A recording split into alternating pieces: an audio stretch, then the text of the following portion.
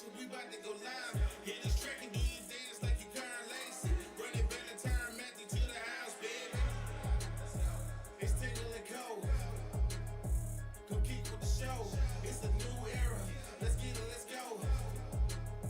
It's Tingle and Co.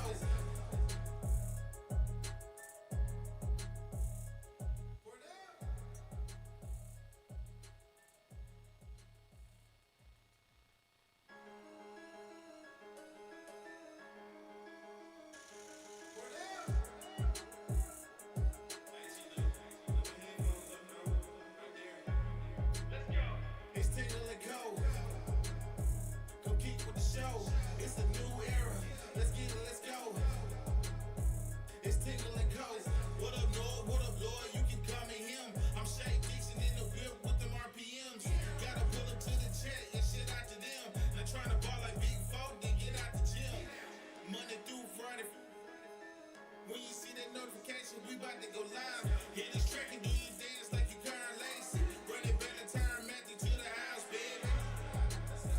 It's Tingle and Co. Come keep with the show. It's a new era.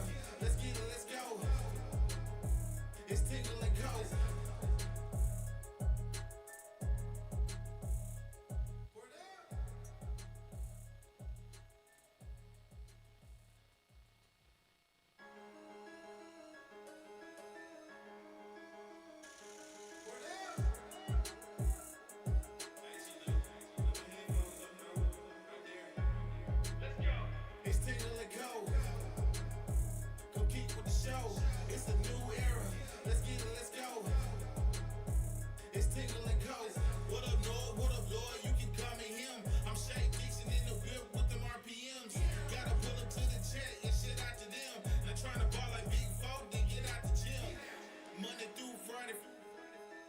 When you see that notification, we about to go live. Hit this track and do your dance like you Karnell Lacey. Run it back and turn Matthew to the house, baby.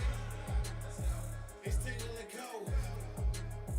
Come keep with the show. It's a new era. Let's get it, let's go. It's Tingle and Co.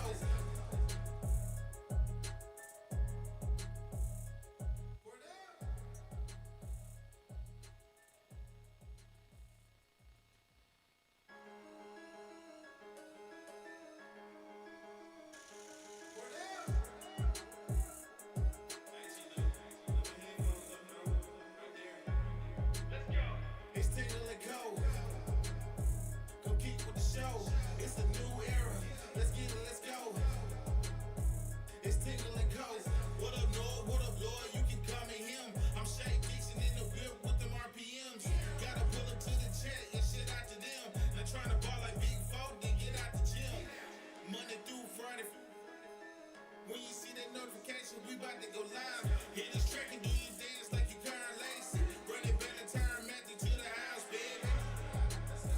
It's Tingle and Co. Come keep with the show. It's a new era.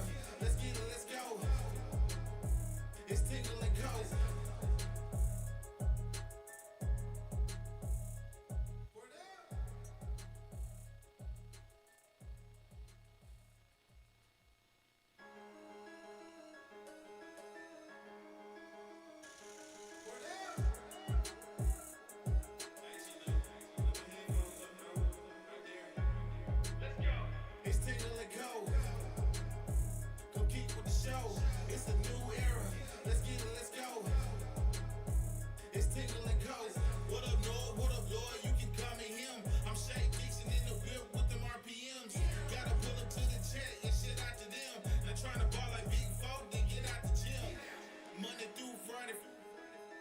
When you see that notification, we about to go live. Hit this track and do your dance like you Karnell Lacey. Run it back and turn Matthew to the house, baby.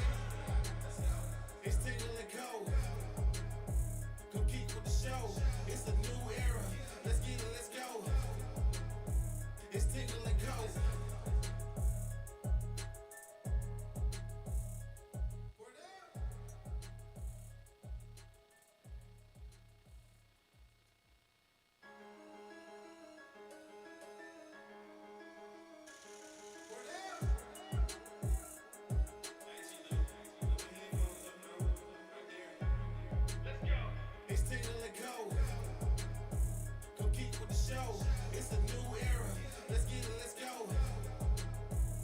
Tingle and Coast.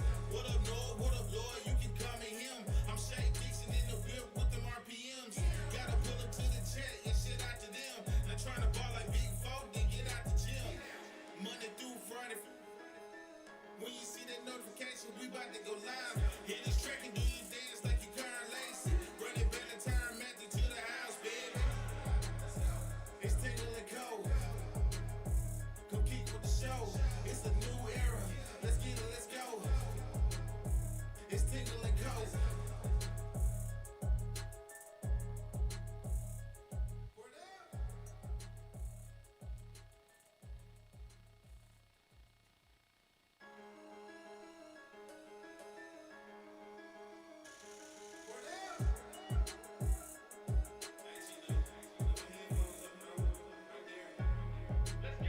It's Tingle and Cold. Compete with the show. It's a new era. Let's get it, let's go. It's Tingle and Cold. What up, Lloyd? What up, Lloyd? You can call me him. I'm Shay Dixon in the whip with them RPMs. Gotta pull up to the chat and shit out to them. Not trying to ball like Big Folk, then get out the gym. Monday through Friday. When you see that notification, we about to go live. Hit this track and do you dance like you Karnell Lacey. Brennen Lacey to the house, baby. It's Tingle and Cold. Compete with the show. It's a new era. Let's get it, let's go. It's Tingle and Cold. Word up.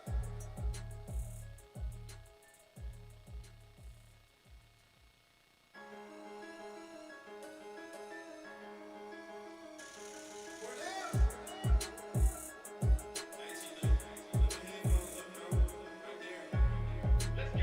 It's Tingle and Cold. Compete with the show. It's a new era. Let's get it, let's go. It's Tingle and Cold. What up, Lloyd? What up, Lloyd? You can call me him. I'm Shay Dixon in the whip with them RPMs. Gotta pull up to the chat and shit out to them. Not trying to ball like Big Folk, then get out the gym. Monday through Friday. When you see that notification, we about to go live. Hit this track and do you dance like you Karnell Lacey. Brennen Lacey to the house, baby. It's Tingle and Cold. Compete with the show. It's a new era. Let's get it, let's go. It's Tingle and Cold. Word up.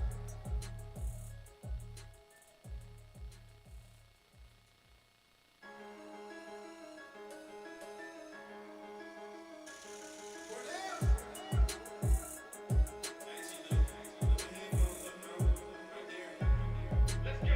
It's Tingle and Cold.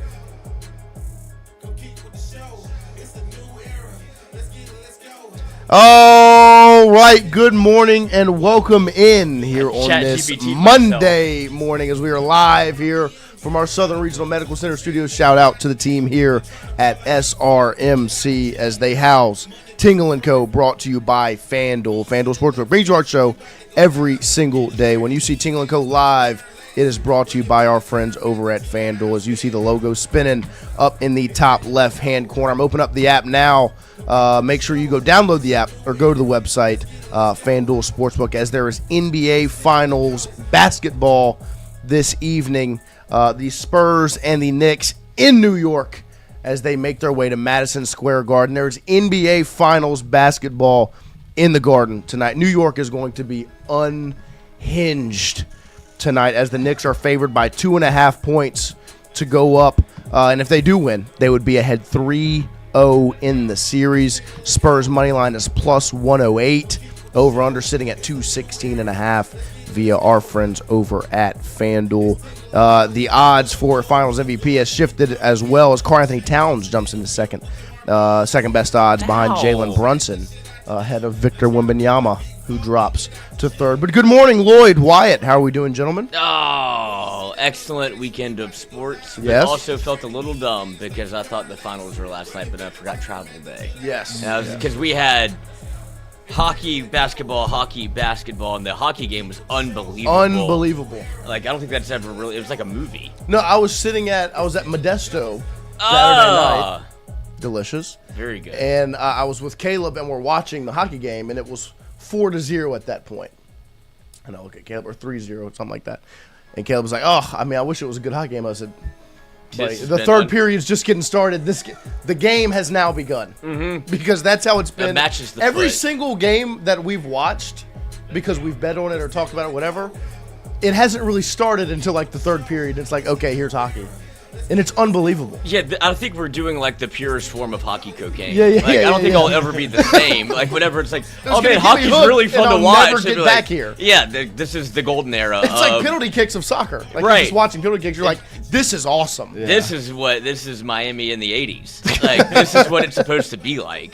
Because it was 4-0, and then they scored a hat trick in 4 minutes. It was and it was like, what the? unbelievable. 4-3. And it's like, holy shit, we're back.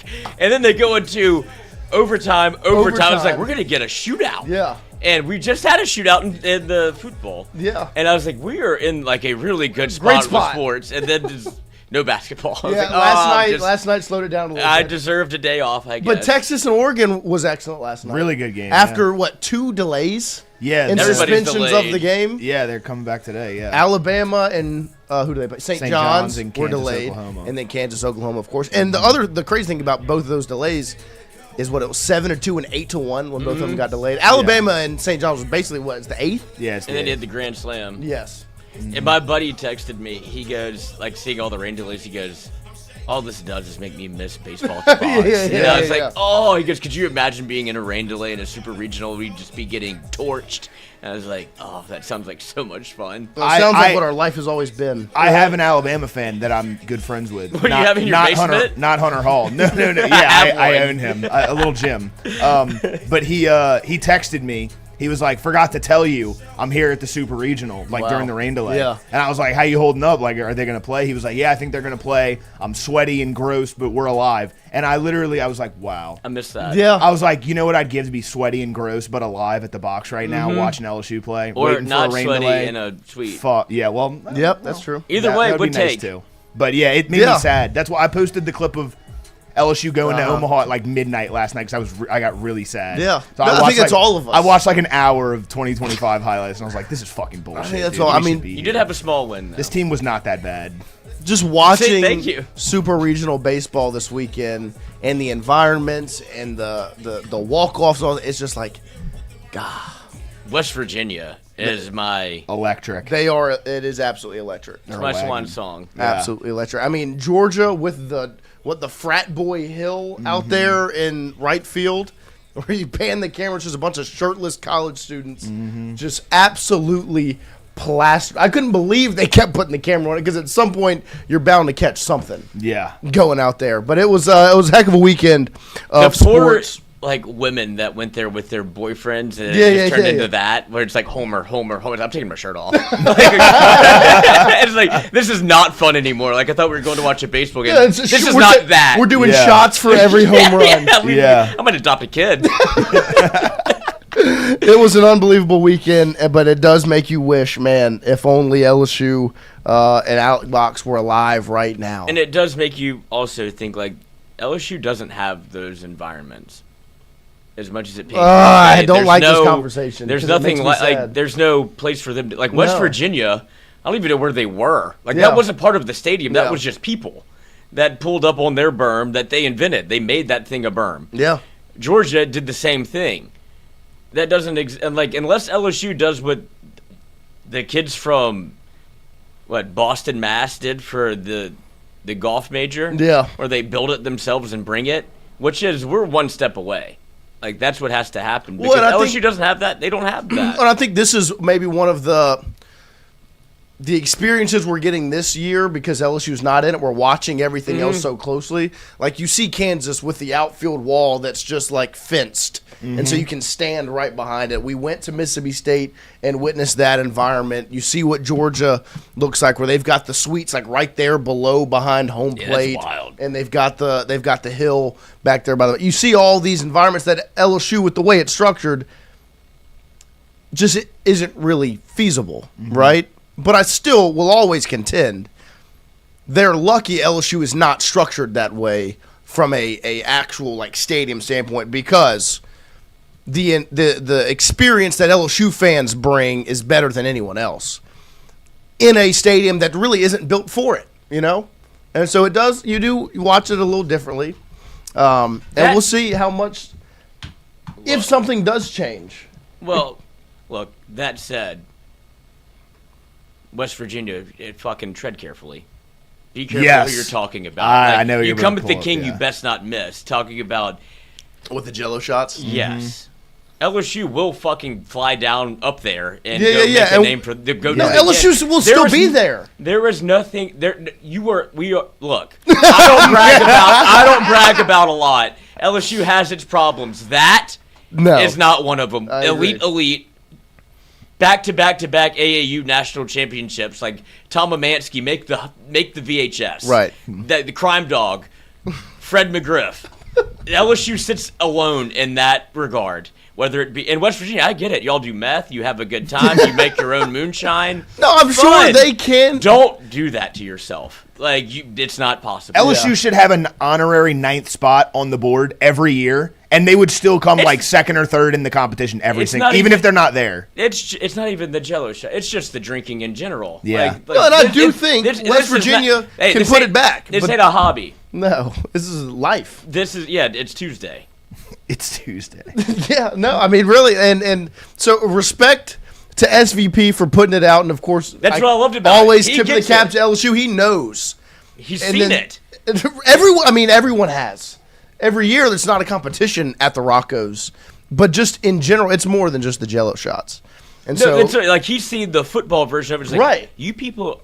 They're fucking lunatics. Crazy. And we're like, what are you talking about? Yeah. It's like, y'all are wild. So respect to West Virginia, but you don't want to play this ball game. I promise. Mike Tyson comes out swinging in the first. No, because that's the thing. Like, why LSU will still be there. Like, you will turn on games in the College World Series and see those 3 letters in the stands. Like in 2024, the 2 people right behind home plate were wearing purple and gold for the entirety of Omaha. Like, it's the best. I mean, we're gonna all be you there. have to do is watch the GIF that came out of the guy wearing the Mardi Gras beads. Like, that's what you're up against. Yeah. He doesn't know anybody there. He doesn't know who he is. He just knows he likes Jello. What are we fucking drinking Jello shots today? Hell yeah. But yeah, there's SVP's tweet right there. If anyone can take down LSU's record for Jello shots, it's you. Yeah, I believe in you. Then they got extremely cocky. They did. They almost took offense to this. Yeah. I feel like if anyone should take offense to this, it should be LSU. Like, no. They're not even in the same ballpark as us. I appreciate the nod and the respect to West Virginia, but let's just understand this is LSU's ball game. Well, the other part of this is you can't go 0-2 as West Virginia. Like, you have to win the whole thing. You have to make it to the final series at the very least. Give so, like, I look at this as you're not only saying, like, oh, you can drink with us. Oh, you can also play with us on the baseball field, which I don't think. But I don't think you can either. There is the Pat McAfee element of this. That is very true. He's going to buy some shot and Jello shot, and that is like I fucking love Pat. He might like Pat McAfee is fucking awesome. Yeah. That's going to be really fun to see. They're not breaking our record though. But this is the thing. Even if they do break it, it is only a matter of time. 1 year. And that's all. I mean, you break the record, enjoy it for 364 days. Because when day 365 comes around and purple and gold's back in town, that record is shattered. I hope you break it. No, like I was going to say, I almost want them to break it so we have something to go for. Oh, we're just going to break our Because last year, we were, I think, like 14,000 less than what we did in 2023. Because we have nothing to, we have the record. Yeah. That we have nothing to go for. Break the record. Well, get 100,000. I dare you. Do you know also how sad that is? That there was no record to be broken and we still kind of, like, fell a little short. I think still. We still came in second all time. Yeah. Yeah, that's what I'm saying. Yeah. I mean, no, that's because it's not a hobby. No, it's just what LSU does. It's just part of the game. I'm happy to be in Omaha. In 2023, I want to say the record was like 30 or 40,000. We broke it by like 30,000 shots. I was there, and it was exhausting. Yeah, we didn't need to go that far. Like, we could have stopped at 30K, and we went to, 68,000? Yeah, 888. Yeah, there you go. Come on now. Speaking of, Charles Gordon on this tweet, he goes, "You could combine West Virginia with all of Russia and still not outdrink LSU folks." Who said this? Charles Gordon just commented on it. Shout out. Scott Van Pelt goes, "They are the number 1 seed always." That's, I mean, Shout out SV. I fucking love Scott. SVP. He knows. He's the best. Like that clip of him talking about Death Valley. If you want to break me, Yeah. Because that is that game. He's talking about I know the TJ Yeldon game. Great consolation prize. Yeah. Because that would be an all timer if LSU had won. Oh my gosh! Because he was talking about it's like even though they lost again, and I was like, oh God, that thing. He saw the moment that I saw. I felt, and then he saw it slip through my fingers like the sands of time. It's always been And I'll so never be the validating listening to that clip because it's No, but it's a loss. I know, but everyone in that that's LSU stadium, too. everyone in that stadium that's an LSU fan walked out of there being like, "What the fuck was that, dude? Holy shit!" Yeah, you made my God bleed. You made Tiger Stadium bleed. Yeah, It's the first time it's ever happened to me. Yeah. It's like you can't win in this place when it's like that, and then you did, they did. and it killed me. Fair enough. Sucked, man. It was, but shout out to SVP. Shout out SVP. SVP. He gets it. He knows what it's all about down here in Baton Rouge, Louisiana. And a little over 30 minutes this morning, Zack Nagy will join us.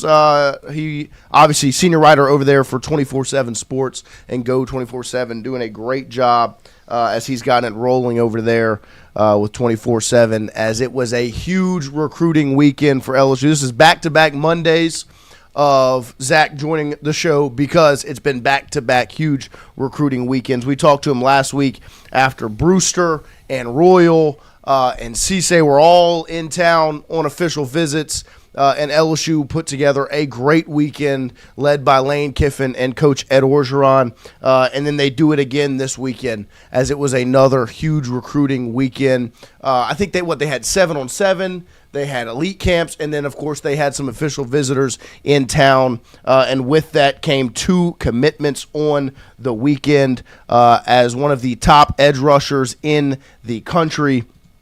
And KJ Green announces his commitment to LSU. A response back by the Tigers, as earlier in the week you saw Jaiden Bryant flip his commitment from LSU to Miami, and then LSU responds with one of the top defensive line or edge rushers in the country. You see it right there, KJ Green with 247 there on 247 Sports. KJ Green, LSU up there at the top. 4-star with A&M, and then there you see Jaiden Bryant, the number 4 ranked edge rusher.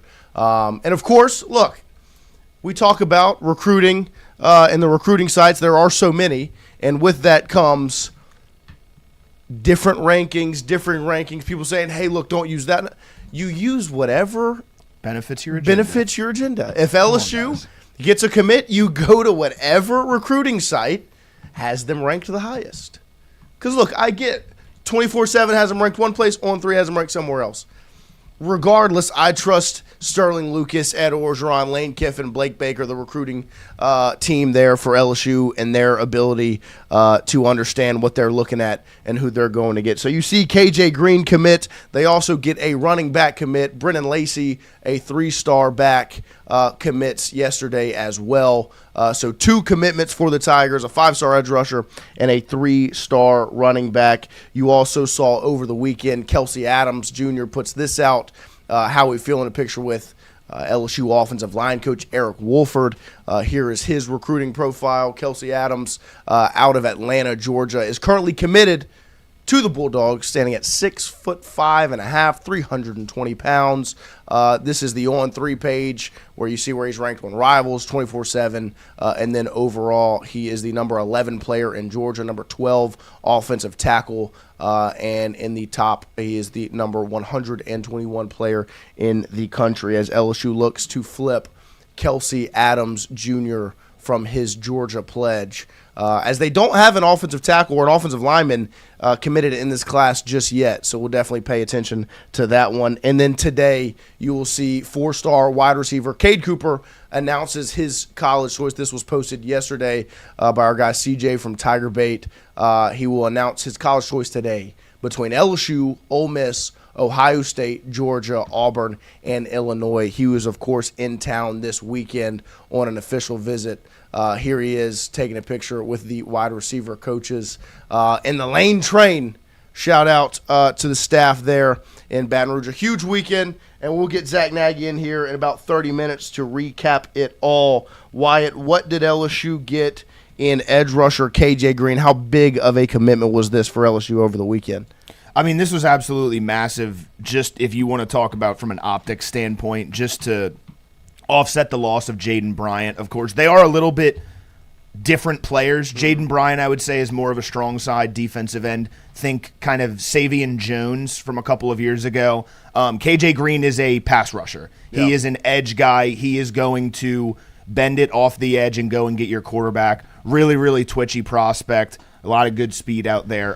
So I love this pickup. Like you said, the recruiting rankings are the recruiting rankings. The fact that one site has him listed as the number 8 player in the country and a 5-star shows you that at least one site thinks that. Not all of them do. That's fine. He's got a ton of talent. I love this pickup. Shout out Sterling Lucas and Kevin Peoples for getting this done. They clearly prioritized him hard this weekend. They were able to get him to shut it down. And then I do also love the pickup of Brennen Lacey. How much did you know about him before? Because I think Not a for fucking me, thing. this was the first I had heard of him. Yeah. When the announcement was made, and then I did my research after. But this is the first I'd ever heard of him. Didn't know anything about him. What seemed like a TCU lean coming into the weekend, and LSU was able to steal him away. But he's a 6'1" guy, runs a 4.4. After watching his film, I think it's clear they really like his vision, the way he runs through the holes, and so he's actually been a wide receiver for the majority of his career. He's only just recently picked up running back, but he's got really great vision for a guy who really hasn't played much running back in his time.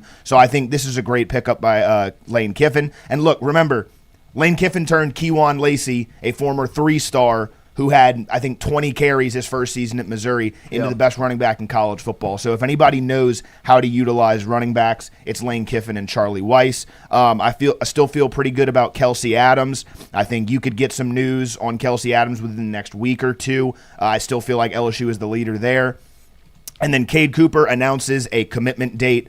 I think he was still on campus, or maybe he was just leaving campus. I still feel pretty good there. So I would assume Cade Cooper and Kelsey Adams are probably LSU leans at this point. Cade Cooper, he announced his commitment date, and on Instagram it said it was going to be at midnight last night. Yeah. And then came out and was like, it's not midnight, and I got disappointed. He was like, I'm not going to make everybody wait until midnight, and I was, well, fucking, I'm waiting. I want to wait until midnight, dude. Like, and I was like, wow, my life sucks. Oh, yeah, we should do a 24-hour stream for it. I'm kind of sad now. Yeah, we should do a 24-hour stream. But no, I agree. On the optics standpoint with Green, I thought that was as good of a get as it is from the football standpoint. And this is something we talk about a lot because LSU is so heavily in the news wire now from a college football standpoint since the hiring of Lane Kiffin. We talk a lot about optics, funny enough, because it's just the name of the game, right? And for LSU, from a football standpoint, a huge get because I think KJ Green is really, really good. Like he is, like Wyatt said, pass rusher. Havoc is a word that Blake Baker throws around a lot with his defense, and that's what KJ Green screams to me. But I think from the optics standpoint, it is a huge response to what happened during the week because on, what day was it, Thursday? It was Lane Kiffin was shoved in a locker by Mario Cristobal, and LSU is not hashtag just different. It's blah, blah, blah, blah, blah, right? Because of the flip of Jaiden Bryant. And look, it always is a knock when you have it, when you lose a 5-star commit or whatever. It was a big knock against LSU. They're able to flip the optics and get KJ Green to commit and announce the commitment. And just from a PR standpoint, is a huge deal for LSU. And so good news there. Excited to see that. We'll, of course, get the breakdown from Zack Nagy from 247 Sports of what was able to seal the deal with KJ Green. Obviously, Sterling Lucas was vital in that recruitment. I don't think it is a coincidence. I've said this many times that Coach O is now on staff, and you've seen the role that they've been able to go on from a defensive line recruiting standpoint because that's CoachO.com, truly and honestly. And the Brennen Lacey one, look, exactly like Wyatt said, if there is one position that I will take a complete step back and just wholeheartedly trust Lane Kiffin, Charlie Weiss, and Kevin Smith, it's running back. The job they've done from a running back standpoint in their careers and Lane's track record at that position, it's hard to deny, right? And so, like I said, I didn't know much about Brennen Lacey before it was announced he had committed to LSU over the weekend. I went and watched the film, and like Wyatt said, he'd started his career as a wide receiver. Obviously, that is key in a Lane Kiffin offense, being able to be a weapon and used in different areas. And to me, this is someone that they are betting on at maybe the lowest he'll be from a recruit standpoint. He's a 3-star right now, will probably play his way up, and will someone to keep a close eye on. I'm excited about what they get in Brennen Lacey. And like I said, regardless if I've heard of the player, if Lane Kiffin and Kevin Smith and Charlie Weiss Jr. have identified what they call this their specialty in identifying talent, if they see a 3-star, they've identified that talent, and they bring him in, and they make the decision to make the offer and push for the commitment, that means they're big fans. That means I'm a big fan because I trust them, undoubtedly at that position. That's the thing I think people need to understand and kind of flip the mentality. Look, when the last staff, Brian Kelly, brought in a 3-star, there would always be a lot of commotions like, well, it's a 3-star. And I get it because you shouldn't trust Brian Kelly. Right. He doesn't fucking know what he's doing. This is not Brian Kelly. This is Lane Kiffin. Yep. This is Charlie Weiss, especially on the offensive side of the ball. Right. If they bring in a 3, I don't care if they bring in a no-star 5'4" guy who's 65 pounds. You trust Lane Kiffin and you trust Charlie Weiss. When they give a guy an offer and they allow a guy to commit, the kid can play at LSU. Trust the staff. This isn't Brian Kelly. Let them cook. Even if he's not a year one, this star-studded freshman starter, and he just is someone that you can watch develop. Score. Look at that.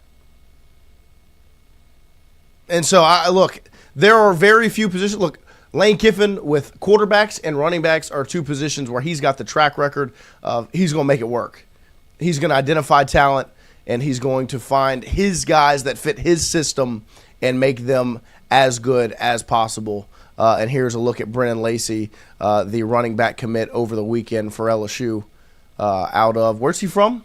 Texas, He's Frisco, from Texas. Frisco. From Frisco, Texas. You said he was a TCU lean going into the weekend. Yep. And then obviously makes his commitment to the Tigers. Kevin Smith, Lane Kiffin. Like we said, if you're going to blindly trust LSU on one side of the ball, Jesus. even with Blake Baker on the other side, look, offense and what they do on that side of the ball, they've called it their specialty since the day they got here, is identifying talent.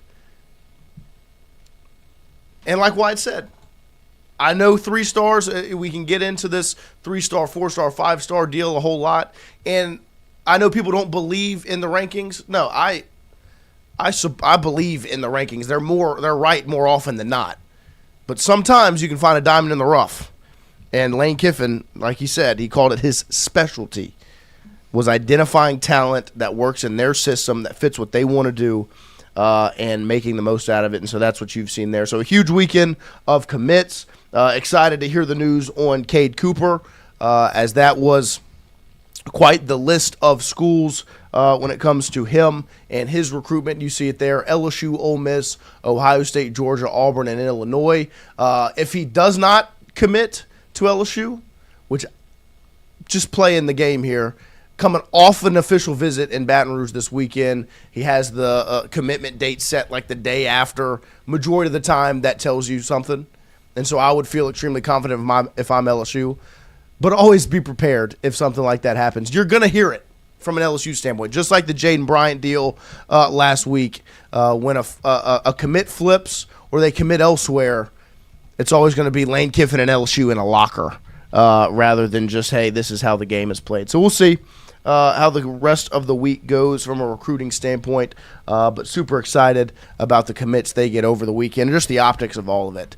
It's always a win when you're able to put together the official visit weekend you did. And think about the job they did with KJ Green, right? This was the one that they got him to move dates around to get on campus. Sterling Lucas identified, made the push, and then, of course, gets the deal done as he commits to LSU over the weekend. A huge, huge addition. And from a PR standpoint, as big of a get as you could have.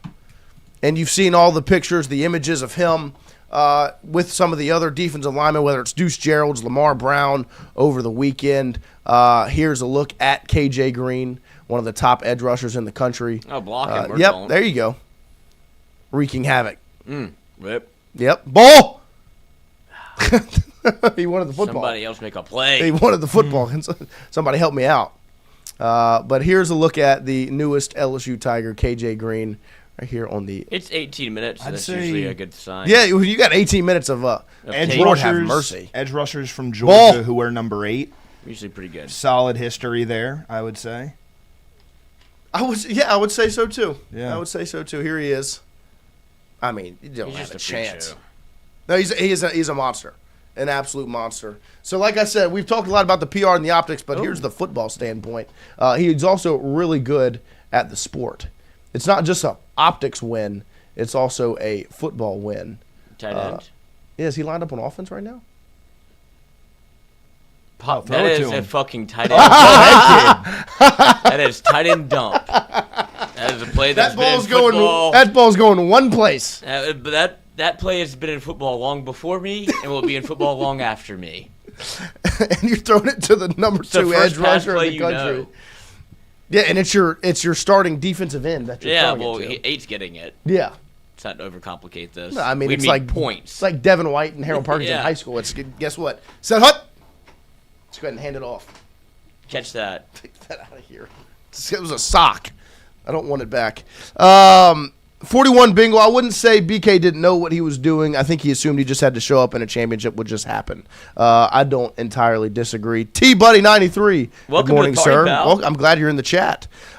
Did Chrissy get a lot of over the weekend about the tongue scraping comment? Is that why he's at the beach, but he did get harassed for that comment over the weekend. I was very glad that Lance did cut the clip and post it on Twitter. I knew he was going to. Shout out Lance. Shout out Shout out Lance. Because that was unbelievable. The I've comment. really I've good- I've replayed it so many times. Me too. Because it's not the comment that made it that funny. No, it's It was after reaction. I got that wrong. Yeah. And then he Oh, goes, I had you. That's the part that gets me. Oh, I almost had I you. had you. No, it really you is didn't. it's like Batman. Whenever the penguin's driving away, he's like, I got you. I got you. He's like, Wow. oh, I had you. I had you. I had you. I had you, Faka. There's a new one coming out. There is. Fucker-in-law. Lloyd's Robert De Niro is probably one of my favorite There you go. impressions he does. Carl Dunn, Pop Houston is the real deal. I did the 7-on-7 at LSU this weekend. I saw some of the clips. First of all, Knox Kiffin slinging the rock. Knox Kiffin just wants to be Jackson Dart. I don't entirely disagree. Who Pop who Houston, among us? Pop Me. Houston is really good at football. Yes, he's. Like I was watching, shout out He to is Preston Guy. thick. No, Like, he he's is not. 30. He's not a little kid People act like he is like, because he's not short, tall, right? But then He's you like- look at him; he's put together, like Kyler Murray, but taller. but taller and Yeah. thicker. No, he's put together, and he can rip it. He Like, knows what he's doing. Some of the clips, yeah. I mean, I get it because I know a lot of people are very much still are gonna. There's always gonna be the camp of course. Elijah. And it's like, why because didn't he's you get the guy? 6'5", Right, I get it. 240 pounds. But Pop is a. No. There is no reason he's not. There, it blows my mind he's not a 5-star quarterback. Yeah, I because am he's a more- 5-star quarterback. I am more than happy with the decision. Yes. That's a 5-star quarterback. And I do think at some point they're going to have to acquiesce and just accept that he is a 5-star and give him the 5th star. I don't think he cares. No, he doesn't. I would hope he doesn't. But it's just like, I mean, I would want one. of course. You're you giving want- out 5, but there's only 32 of them because it's like you're going to be a first round pick. Yeah. Yeah, which is a good. They finally landed the plane on that because I never understood what the process was. Right. And they're like, 32. There you okay, go. this makes sense. That it does make sense. What if somebody good math. You know, but He's Pop. one of those 32. yeah, Like I just every time I watch him, I walk away impressed. That you know what that screams to me? You're one of those. well, and the other thing is, it's the balance of he's wants to go to LSU. There's not, and I mean, doesn't feel like there's a lot of drama going on with this recruitment after the Bryce Underwood situation, and you could see what would happen if you tried to flip Elijah and like all of the fanfare that goes with that. Pop has been steady committed to LSU and wants to rock with LSU. And an advocate. And not only that, you're starting to see kind of the Lane Kiffin model. Like turn into fruition. Like whether it be a 3-star running back that, look, we don't have to pay him. He wants to come here. Pop Houston's definitely taking a discount to come to LSU as opposed to breaking the bank for Elijah Haven and getting into a literal bidding war. Right. With Pop, he wants to be here, and it's like I've been committed to – not only was I committed to LSU, but now it's the staff that first recruited me to come to LSU. That this system makes it – Pop gets it. Yeah. Like this makes a ton of sense for me. And he was going to go to LSU regardless, and now it's – it's the system I want and the school I want. Like, this is beyond easy. And from LSU's standpoint, it's all those things lined up. And then you don't have to break the bank. He also might just be the best quarterback in the country. Yeah. And I mean, he threw for 800 yards in a game last year. Yeah, that's like playing NCAA with 15 minutes on. Like, Jesus, this is taking forever. No. But I don't think he would mind, even if when he gets to campus, I mean, all of this, God willing, but like, I don't think he minds sitting behind Hussam Longstreet or Landon Clark, whatever it may be, because I think he has like he has like a 10-year plan. No, he's a professional. He is a professional, like already. He's treating it like a Look profession. at the way he acts, the way he carries himself, and then also the way he plays football. In the decision making right now, he's a professional. And that's why I'm saying, like, it's lined up perfectly from LSU, but it's not like they're settling. He might still be the best quarterback in the country. The biggest knock, there is not a knock against him other than, is he 5'10"? Like, that's the only negative they can put together because everything else is professional. And he's really good at football. I put a link in the document as Preston Guy put out a couple of pictures from over the weekend. First is an image from June 2025, so last year at this time, and then everything else in that post is from this past weekend. So the difference a year can make, and then of course there's a little shot of him dapping up Coach O. I don't know if you saw the video over the weekend or over last week as well of him on FaceTime with Ed Orgeron, which, like I said, for kids this age. So this is last year, him standing next to Brian Kelly and Joe Sloan. And then you fast forward one swipe over. There he is right now from this past week. I mean, he is put together. And then there he is. I mean, that's a little different right there. That one hits a little different, huh? There's Charlie Weiss Jr., Ed Orgeron, chopping it up with, in my opinion, the best quarterback in the country, Pop Houston. But you can see the difference just physically from last year to this year. Peptides. There you can. Even if he's, like, let's just say for the sake of the argument, Elijah Haven may be the better college quarterback from a talent perspective. And I'm not saying that's completely wrong because I do agree Pop Houston is a 5-star, one of the best quarterbacks in the country.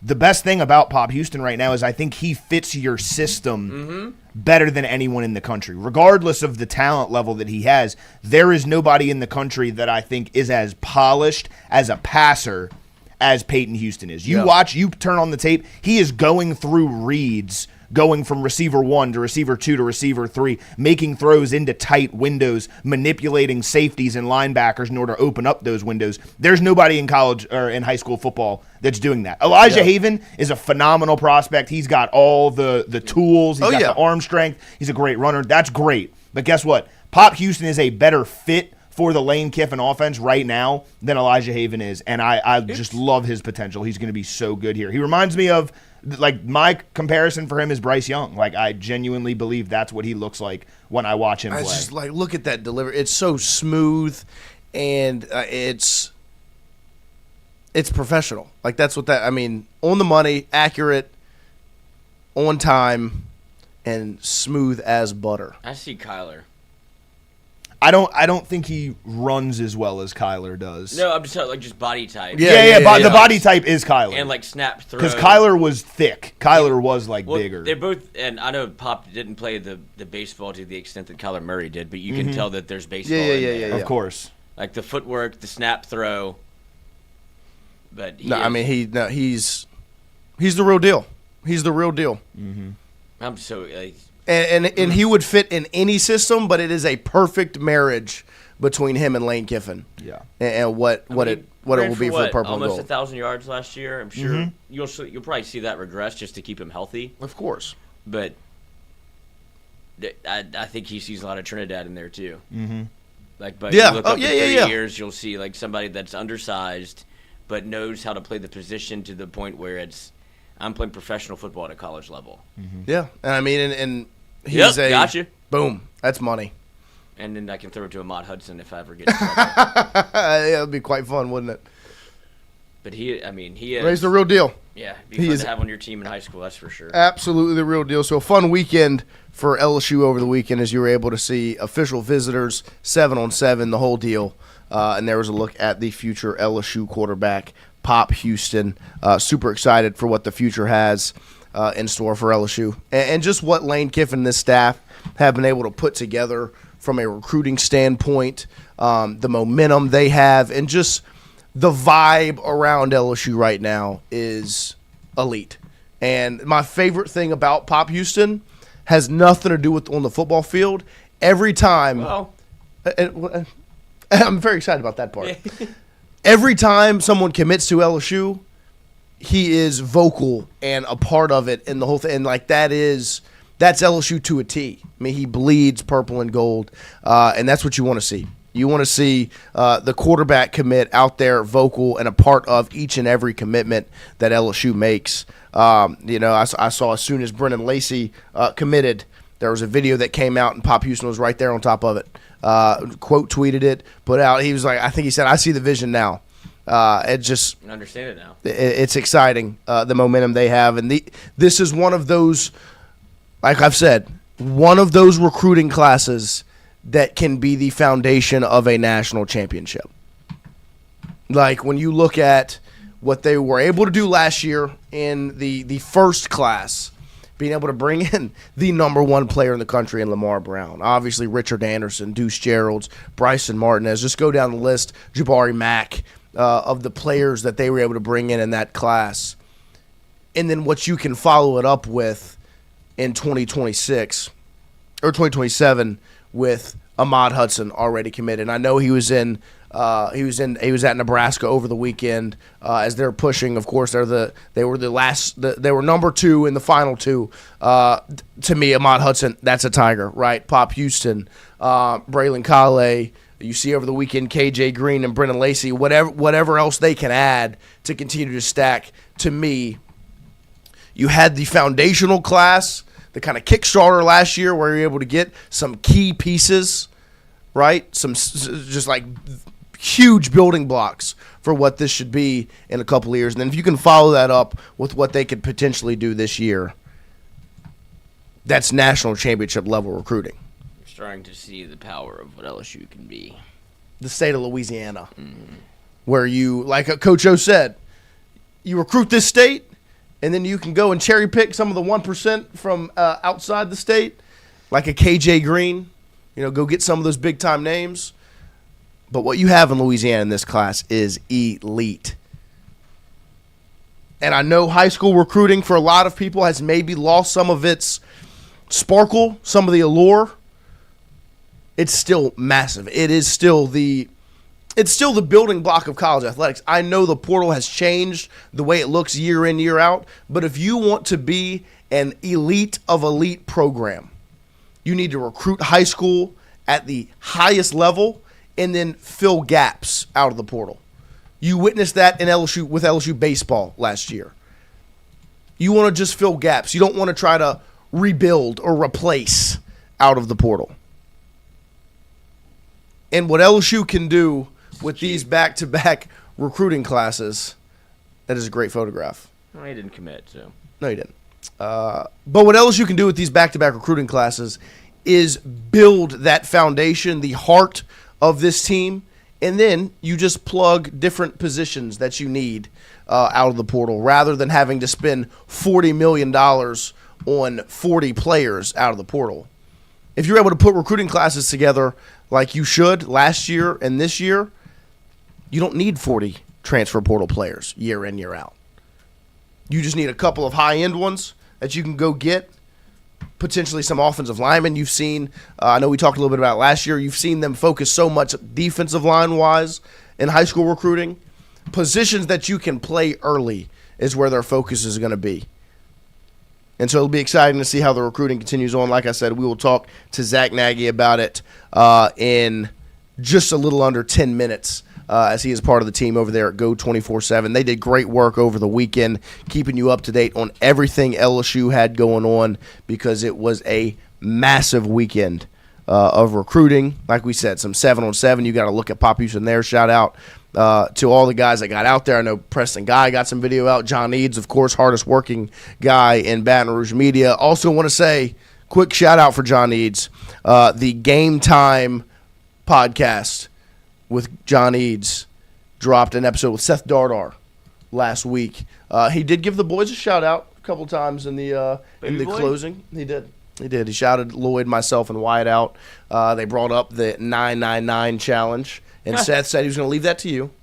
So Seth's not trying to... He said he would do it one time just to show that he can, which would be so much fun to do the 999 with my second baseman. There you go. I mean, that'd be incredible. It would be. No, it would be elite. And so make sure you go check that out. After you watch the show this morning, head over to WFB's YouTube channel to check out the podcast, Game Time with John Eads, as he sat down with Seth Dardar, who I believe is in the Home Run Derby over there in Omaha right before the College World Series. Get to see some Dardar bombs, maybe some bat flips before the College World Series. So there's something to be excited about from LSU standpoint, Omaha. A hot dog for every homer? Dude, are we going to Knoxville or Athens next year? Because that would be the weekend to do it. I'm talking about for the Home Run Derby. For the Home Run Derby. For the Home Run Derby? Oh, Lord. For Dardar's Home Run Derby. I mean, look, I'll do it, but, like, I'm not excited I'll let Seth about know. it. I'll let Seth know. Randy Jones, Dardar said Wyatt is insane. You don't say. Yeah, I see him every day. Speaking of hot dogs, also. Yes, today, after the show, we're going to head over to Red Stick Spice. Shout out to the team over there at Red Stick Spice, Ann and her crew, as they take great care of us when we go in there on a Monday to shoot some cooking segments. Today we'll be recording Cooking with Roe, LSU. Speaking of LSU quarterbacks, your favorite LSU quarterback, Rohan Davey, will join us, and Lloyd's angel of a mother, Lily Courtney, as they're going to cook up some hot dogs with the fellas this morning. And we'll, of course, get that videoed, recorded, edited, posted to you guys very, very soon, as we'll head over to Red Stick Spice after the show this morning. Shout out to the team over at Red Stick Spice. But like I said, we will open up hour number 2 with Zack Nagy of GOAT247 after a huge weekend of recruiting for LSU football. So we'll take a quick break here as we've rolled through hour number 1 and open it back up here at the 9 a.m. Hour with Zack Nagy from GOAT247 right after this. Wardo's was created in honor of Alan Ward Branning III, fondly known by family and friends as Wardo. In 2019, the oldest brother of the tribe passed away unexpectedly. His remaining siblings and loved ones wanted to honor his memory in a special way.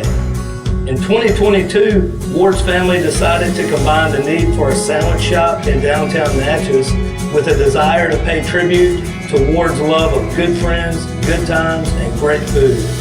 Through blood, sweat, tears, and countless hours of hard work, Wardo's was born.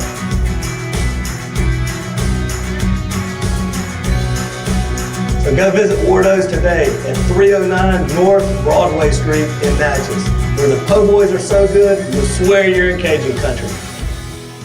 Hey, Miss Lou, come visit us, Tom and Wright Branding at GOMART and On The Go Deli. GOMART has clean restrooms, community coffee, an awesome beer cave, and a great selection of anything you may need.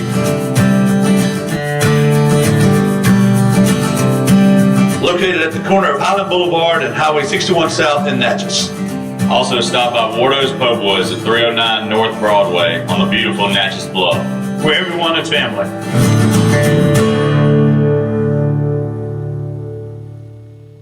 When it comes to your home, the roof over your head matters. At CAS Roofing, we don't just install shingles, we build peace of mind. With years of experience and a commitment to craftsmanship, our team shows up on time, gets the job done right, and treats every project like it's our own home. Whether it's a repair, a replacement, or a storm damage that caught you off guard, CAS Roofing is ready. We're local, we're dependable, and we stand behind every nail, every shingle, and every promise we make. Because at the end of the day, it's not just about roofing, it's about protecting what matters most. CAS Roofing. built on trust, backed by quality.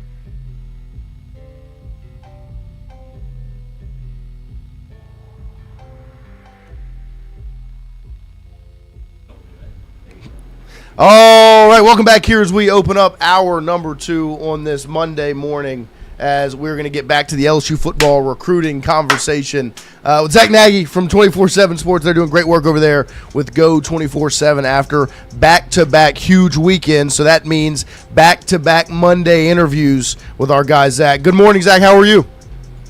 Doing good, man. Like you said, we're coming off a pretty massive weekend with LSU on the recruiting trail. You got 2 guys to pop. They're not done yet. There's more to come on that front. So excited to sit back, talk about it a little bit with you guys.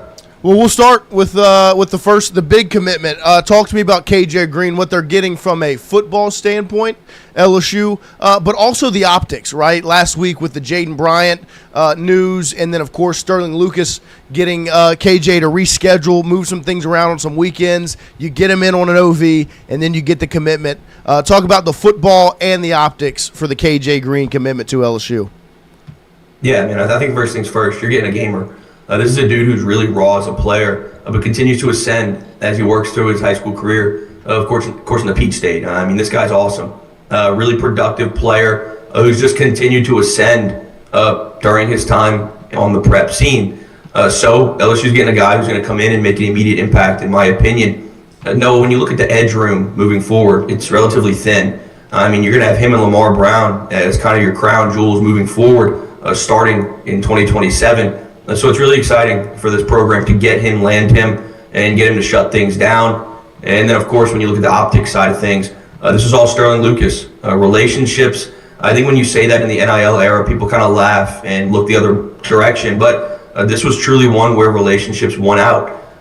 Sterling Lucas extended an offer to KJ Green, his first one when he was in 8th or 9th grade. When he was at South Carolina, they began a relationship from there. And the rest is history, right? Sterling Lucas makes his way down to LSU, keeps the relationship alive, replaces the Texas visit, gets him in. And now you got a 5-star edge committed to the program on a week where you lost a really coveted edge as well to Miami. So LSU worked fast here. They opened up the checkbooks. They knew what it took to get him. Pair that with the relationship of Sterling Lucas. Man, you're in a really good spot. So it's hard to not enjoy what they're doing on the recruiting scene right now, primarily in the trenches. Yeah, and that's where I want to stay for a second. From a recruiting standpoint, obviously Sterling Lucas comes down from South Carolina to be part of this defensive staff. Talk to me about the dynamic recruiting-wise for the defensive line with Sterling Lucas, Kevin Peoples, even Ed Orgeron getting in the mix now. How do some of these things work? I know usually what Peoples has been the edge rusher position coach, and then now you bring in Lucas, who seems to also be more of a defensive end edge rusher type of guy. How are the dynamics working from a recruiting standpoint on the D-line? Strong. I mean, I feel like the only way that I can say is strong right now, when you talk about how you just got the #1 player in the country and Jalen Brewster down to Baton Rouge a week-ish ago, which is a massive win to even get him to campus. And that was spearheaded by Kevin Peoples, who continued to go to the Lone Star State and visit Jalen Brewster twice this offseason, and then got him in for an official visit last weekend. So they're really working strong together. I would say Kevin Peoples is now primarily moving towards the interior defensive line on the recruiting front. Of course, still working with the edges as well at times. But Sterling Lucas is primarily taking on that right now on the recruiting front. He's taken a really priority approach with the likes of Abraham Sese, with KJ Green, etc. So they're really working there on that front. It's a really strong tandem. And then you look at the cherry on top with Ed Orgeron, who is an elite recruiter overall, but we know his specialty is in the trenches. Yeah. So you're looking at a 3-headed monster of recruiting, man. It's hard not to be excited about what they're doing there. I know I am. I think when you look at KJ Green, that's a colossal victory. And then they got some tricks up their sleeve as well moving forward.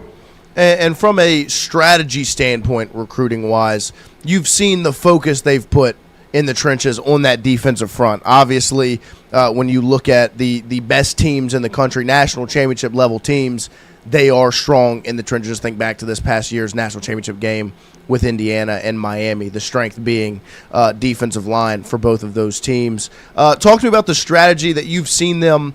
Do you feel like it's a shift where they have this focus from a high school recruiting standpoint on the defensive line? Coming off a class last year with Brown, Anderson, Geralds, and then following it up this season with what they've potentially got in store, Green, potentially Brewster, and as they continue on with some of those other recruits.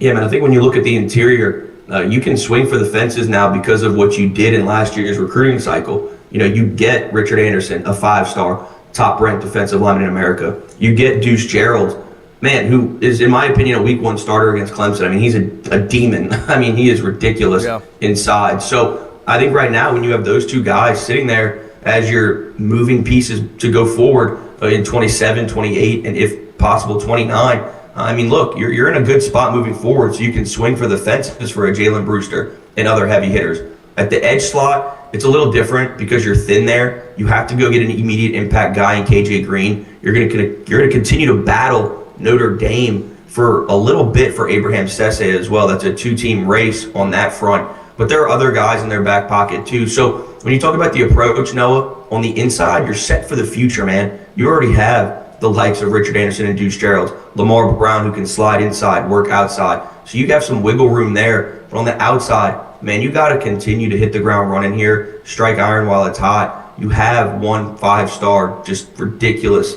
guy committed. But you got other guys in your back pocket that you got to land and start to build out a depth chart for the future. And then the other commitment over the weekend, Lacey, the running back. Me personally did not know that much about Lacey before the announcement was made. And then you hear that he commits, and then I did my research. Very impressed with this. What's LSU getting in the 3-star running back? Yeah, a really strong, productive player from Texas who, from the Frisco area, he's playing some top talent in the state, man. This isn't a slouch.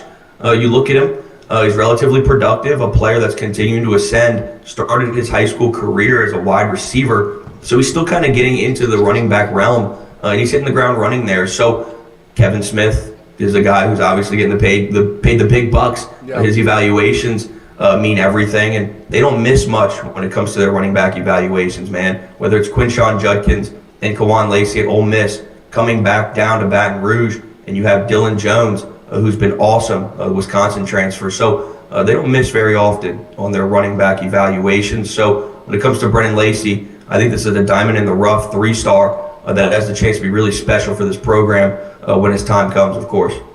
And then staying on the offensive side of the ball, Kelsey Adams Jr., the big offensive lineman, currently committed to Georgia, posted a picture yesterday, him and Eric Wolford. Obviously, LSU, I don't believe, has an offensive lineman committed in this class right now. Talk about where that recruitment currently stands and what he would mean for the Tigers. Yeah, Kelsey Adams is a guy who would be a really strong get for this program. Noah, you're talking about a dude who's been committed to Georgia for a while, has remained loyal to that commitment, went to Georgia last weekend for an official visit where there was belief that he could shut things down and ultimately, shut down the recruitment, not take any other visits, and sign the dotted line with Georgia when the time came. But he kept things open. Offensive line coach Eric Wolford's really working here. He's continued to put a full court press on Kelsey Adams, and that set the stage for him to come to town for an official visit this past weekend where, you swung for the fences, and in my opinion, you hit a grand slam, which led to me putting in a crystal ball prediction for LSU to flip Kelsey Adams. I think he's a really, really good player. I think LSU's checked all the boxes for him. For me, it's a matter of when, not if. I think he's a really good player. It's the NIL era. Anything can change, between now and when we get off, this conversation. But right now, I feel really strong with where LSU sits for Kelsey Adams. He's a hell of a player. And like you said, no offensive line commitment so far. Yeah. Why not go and flip an SEC OT from his home state of Georgia, where he's committed to Kirby Smart and company? I like where LSU sits. I think it'd be a phenomenal get. We'll see kind of where the rest of the tea leaves fall moving forward, but I really do like where LSU sits for him. And then Cade Cooper, the wide receiver, I believe it was announced that he will have his announcement today. I know there were some whispers about it being at midnight last night. Ends up not being at midnight. Talk about where LSU stands there as he's coming off an official visit this weekend. Yeah, this is one where it's fun. It's an LSU Ole Miss battle, so you get the chance to really, not going to say it, put belt, to Ole Miss if you want to. Yeah, I'm not going to do it, but I'll let you all. You can put belt. Where you want Zach, to have you changed now that you're on GOAT247? You won't cuss with us anymore? Yeah, I know. I'm all LSU now, so I can just say, Yeah, exactly. whatever. Fuck them. But look, end of the day, I like where LSU sits here. He's going to pop this afternoon. This is a guy who's picking between LSU and Ole Miss. I think LSU's in the driver's seat on this one. Yeah. It was a really strong visit, and he loves George McDonald. Yeah. George McDonald and Sawyer Jordan continue to be a really strong 1-2 punch on the receiving front, and Cade Cooper left with a really, really good impression from the program. So I think when he makes his decision on Monday, of course, what are we, June 8th now? I think LSU is going to be the team to win out, which is going to be a really strong get, a guy that continues to be a fast riser on the recruiting trail. And, man, you just continue to recruit nationally here. And this dude's from Pennsylvania. Yeah. Like, we're talking about how you want to lock down the boot and you want to be strong in Louisiana. But, dude, you just continue to expand your recruiting space and go after guys that you want and lure them in. It's a really strong pitch. Yeah. I think Cade Cooper's a hell of a player. And if he gets over the finish line and chooses LSU or Ole Miss, that's another big-time win for this program with an out-of-state recruit. And I do think that we're starting to see some merit to the Lane Kiffin model of recruiting, whether it be Lane Kiffin or Billy Glasscock or Ed Orgeron now at this point, of I'm going to pay for premier players that I think are worth it, whether it be a defensive end or a left tackle in the portal. Like, he identifies what he wants because you can see how it's going, where it's like, I'm going to pay recruits that are going to play as freshmen. I am not going to pay somebody else outside of that if it's not in the transfer portal, because I can just go get you later. And I think you're starting to see an actual, and for me, it's a breath of fresh air as to seeing an actual strategy as to opposed to the Brian Kelly tenure we just all had to sit through and suffer of, oh, no, I want to build it through Louisiana. Oh, wait, no, I think we need to go into the portal. Oh, wait, I'm going to give $1 million. Oh, wait, no, I'm not. Oh, wait, I'm fired. I agree. Lloyd, for me, I think the days of 25 to 28 men recruiting classes are over. I really do think that with Lane Kiffin at the helm, Billy Glasscock primarily, I'm glad that you mentioned him because his recruiting strategy and where he kind of puts his money out for these guys is all in regard to who's going to get on the field immediately. Yeah. That's why I think from now on you're going to see recruiting classes with 15 to 18 players, and I think they're going to be all, quality over quantity moving forward. Looking at what they're doing in this class right now, I think you could say the same. Ahmad Hudson, you look at KJ Green, you look at the guys that are also on the docket over the next couple of weeks as official visit season really heats up this upcoming weekend, and of course the final weekend of June 19th. You're going to start to see them make some big-time moves, and it's for players, Lloyd, like you said, that they feel can come in, be immediate impact players. You're not going to go out and just get these, random 3-stars that you think you can mold into something. I feel like those days are over. I think you go and get guys that can come in, make an immediate impact, and potentially find a diamond in the rough of a guy like a Brennen Lacey or maybe a Marquez Davis and see what you can do with them. But the days of just going out and trying to, build through the high school ranks is over. You get your immediate impact guys in the high school game, hit the portal for other impactful guys, and your roster's set pretty much for that next season. See, that's part of my point. Is like I think you're paying KJ Green. I understand the relationship with the defensive line coach, and he was the first guy to offer. But then when you look at who else that they're getting, like when it's a 3-star or Greedy James or any of these guys that you don't think you necessarily have to break the bank to get. I think it's guys that understand the situation, and I'll come to LSU and bide my time and wait to play. Because when you look at like Ahmad Hudson, you're paying him to come play next year. He is going to start whenever he gets to campus. And so it's just kind of like I'm now processing what the model is. And it makes a lot of sense to be like, I'm not going to pay you because, like, the bad part of this is I don't think you're getting Easton Royal. Like, I don't think he's going to want to pay for I understand the optics of it, but you can find wide receivers somewhere else that you don't have to break the bank for. You need Ahmad Hudson. That's filling a need. Easton Royal could, but when it comes down to the brass tacks of it all, you can go get somebody in the portal. I think the perspective is valid, and I couldn't agree more, Lloyd. I think when you look at it right now, man, you're going to be top heavy.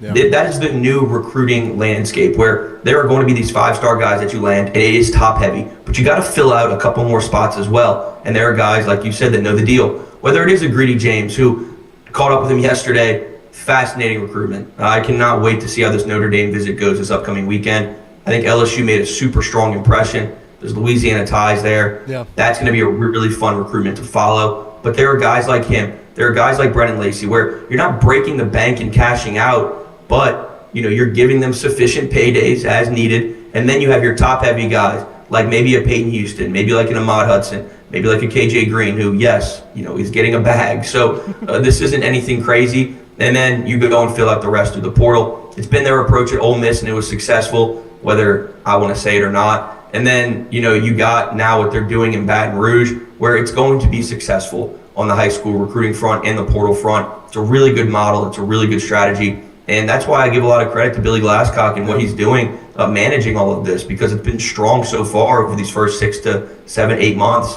in Baton Rouge. And my question to you now, with you being over with GOAT247, can you get 24/7 to give Pop Houston that 5th star? Because at this point it feels well overdue, because I watched some of the clips over the weekend of him with 7-on-7, and he is one of, if not the best quarterback in the country in my eyes. Man, one of the things that when it comes to this evaluation stuff is they are always doing it based off projections, whether it's like in college, in the NFL, etc. So that when you do look at those 32 guys that get drafted in the first round, you want to be able to sit back and say, 24/7 had the most 5 stars of those 32 that got drafted.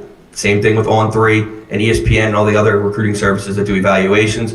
For me, I think Pop is ridiculous. Yeah. Everybody is always going to push the height narrative. It's just going to be what lives on him for his entire career, and it sucks because you put him at 6'1", 6'2", he's a 5-star, in my opinion. I think that's just the general narrative that I think everybody in here right now would agree with. If he wasn't 5'10", this guy would probably be a 5-star. His arm talent's off the charts. Yeah. And every evaluator that I've spoken to says the same damn thing every time. All these 7-on-7 events, like Elite 11 finals, those events are catered to him. And there's a reason why he shows out in every single one, because his arm talent is freaking ridiculous.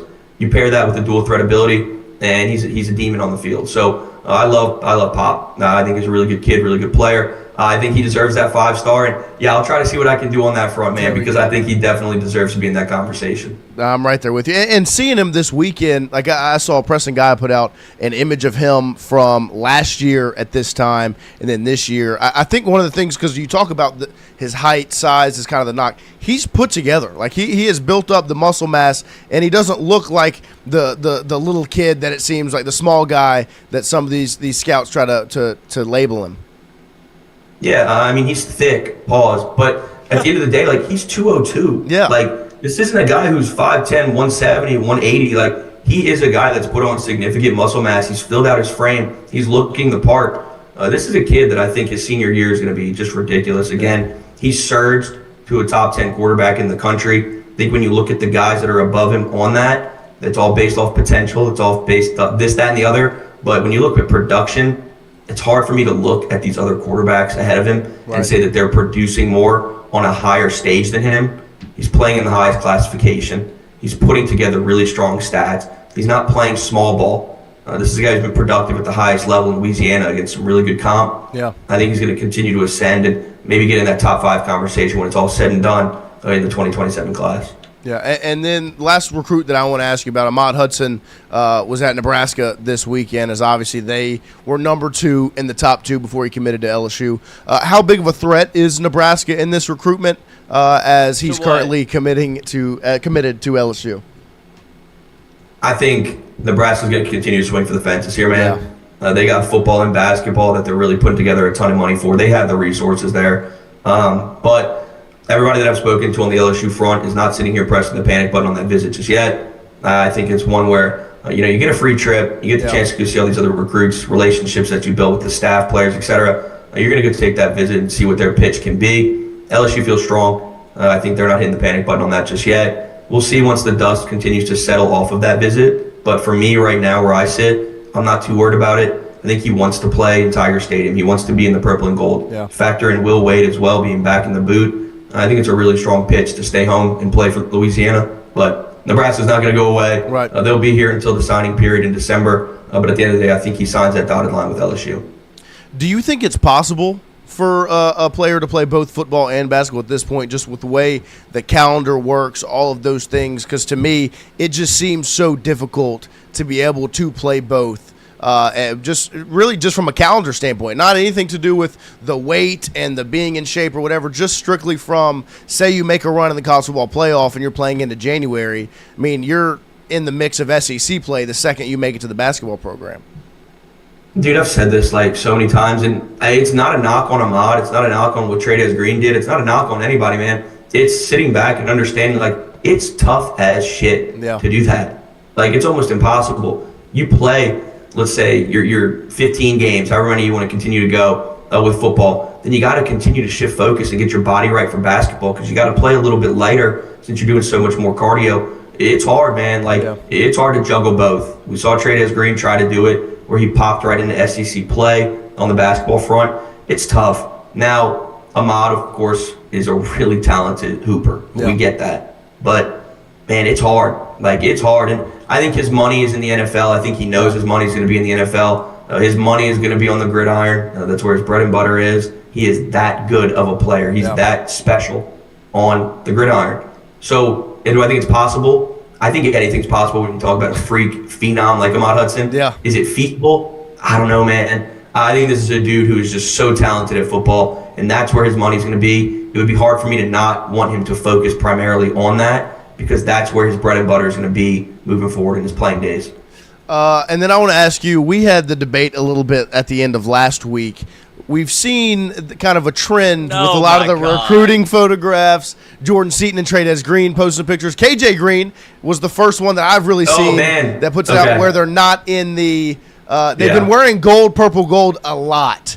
And it just got my mind thinking of Are they when right Lane here? when Lane got to Ole Miss, he shifted to the powder blue. This has been the first recruitment or picture I've really seen in the traditional gold, white, gold. Do you think They clearly heard that Noah talking that the about players this, and they're want like, to wear "Watch the out." purple jersey? Dude, I knew this is where you were going with this. Because like, man, the gold, purple, gold is crazy. Like, Yeah. I want to see that. I want to see that more than anybody. Do I think Lane, if anybody, would try to do that alternate jersey? Dude, absolutely. Like, we saw what he did at Ole Miss with the powder blues, etc. They love their alternates. LSU, of course, has a deep bag of alternates. A lot of people in Baton Rouge who might not want to see it. Traditionalists. Traditionalists, that might push Lane to want to do it even more and go outside the box. Dude, I love the gold, purple, gold. Yeah. They continue to do them on these photo shoots, and like you've seen, I mean, just about every recruit's done it. I'd push for that. I'd love to see it. Do I think he does it? I think it's a possibility. Yeah. Zach, We'll if see. you want to I'm do excited to see gold, if Lane purple, does it. gold, just go ahead and buy College Football 27. It comes out tomorrow. You can to your heart's content. But as for real life, it I'm is ready LSU. I'm ready for that to drop, man. What is it? July 7th? I think it's a month from tomorrow. Month from tomorrow. Let's go. Let's go. We got to get on, guys. We got to play. Oh, 100%, 100%. Me and Lloyd went back and forth about it last week because my point was It made me realize my age. they love the players love to wear so it. Lloyd's not a fan. No, look. I think I'm with the traditional standpoint of like when LSU plays Alabama, they should be in gold, white, gold always. Like they should never. agree. And so there are games where that's strict. I just think the players might just like the purple better as why they're taking the pictures in it. And if that's what they want, are you really going to put your foot down and tell the players? This is why Ed no? Orgeron is back in the building. Listen, there's a couple ways to. This is how LSU football goes. Just to let you know, Lane, that was cute. Cut the shit.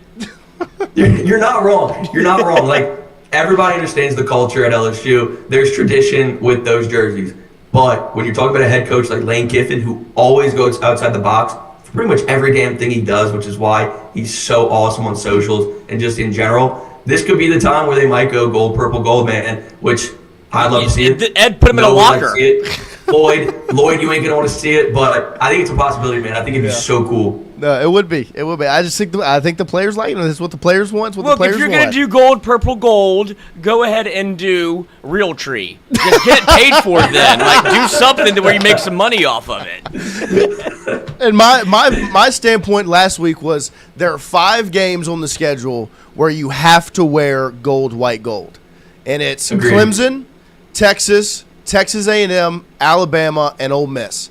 Outside of those 5, you can wear whatever you want. I agree. Yeah. I agree. I mean, there are games where, you got to do what you got to do and respect the culture, tradition. You gotta do what you gotta do. You say it like it's a chore. Like, they look great. I love alternates, bro. Like, Yeah. I love them. Play a I really video game. do. Go play dress up.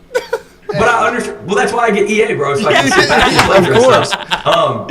But I agree with both y'all, man. Like, tradition, I love those jerseys. I'm there with you, Lloyd. I'm not going to sit here and rag. But on the other side, man, those gold, purple, golds look sweet. Yeah, they do. Every single time. Every single time. So I can't wait to see what they do. Yeah. There are a couple games where you can kind of, go kind of deep in your bag of tricks and play with your, play dress up, like Lloyd said. But at the end of the day, I can't wait to see what they do. I'm glad that I'm not making those decisions because last person I would want to piss off is Lloyd. very, very valid. Like the picture of Trey Dez in the purple gold. He's palming and the he's helmet. He would palming look the helmet. cool if he was wearing a g'day, mate, if he was in a vest. Like, he looks like a freak show. Well, he is. And so it could have been any color. It could have been pink, blue, purple, green. I don't care. Green. I'm glad it's purple and gold. There you go. There you go. I agree. Well, Zach, we appreciate you always making some time for us. Great info, as always. Those look great. And we'll make sure. I think LSU's uniforms in totality are the best. That's the best. But we appreciate you I making agree. some time for us always. These look better. And we'll catch up with you soon. Is there another big recruiting weekend coming up? Yeah, we got some guys coming in. There we It's go. going to be a pretty big weekend. Well, so again. we'll see- we'll see you next we'll talk Monday. Soon, fellas. We'll talk soon. Sounds good. We'll talk soon. We appreciate you. Awesome, fellas. Y'all have a good one. You too.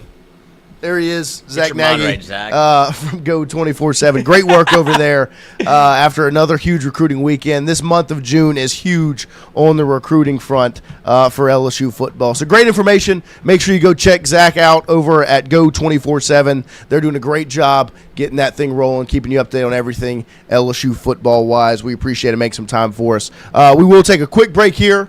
We'll come back. And we will close out Tingle & Co. here before we get on the road to check out Red Stick Spice with everyone's favorite LSU quarterback, Rowan Davey, and, of course, the angel, Lily Courtney, the mother of our co-host and producer. Wait, okay. Lloyd Courtney. Okay. Hold on, real quick. Okay, real quick. Fonz. He wants the guest at the big square. He was his face was so zoomed in because of, like, the way that this is formatted. It looked like it was a perp show. Like, this one looks better.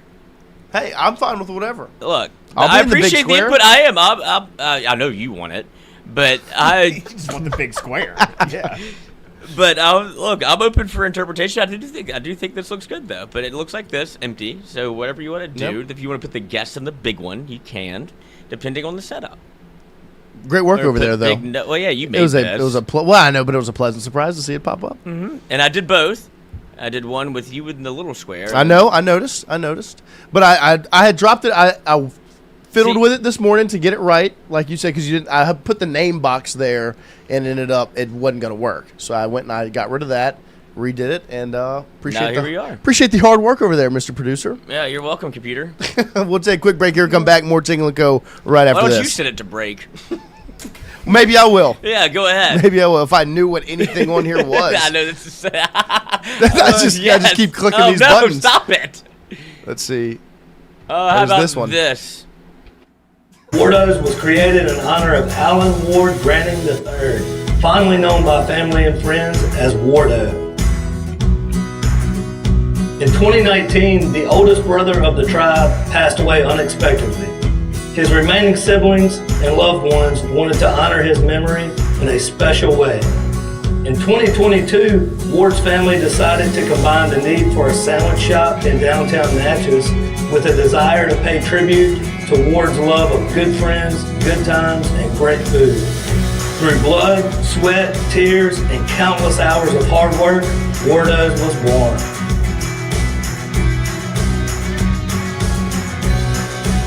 So go visit Wardo's today at 309 North Broadway Street in Natchez, where the po' boys are so good, you'll swear you're in Cajun country. Hey, Miss Lou, come visit us, Tom and Wright Branding at GOMART on the Go Deli. GOMART has clean restrooms, community coffee, an awesome beer cave, and a great selection of anything you may need.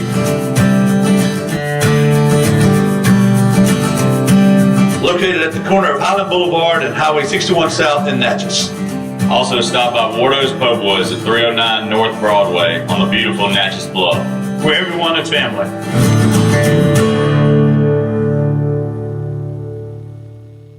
When it comes to your home, the roof over your head matters.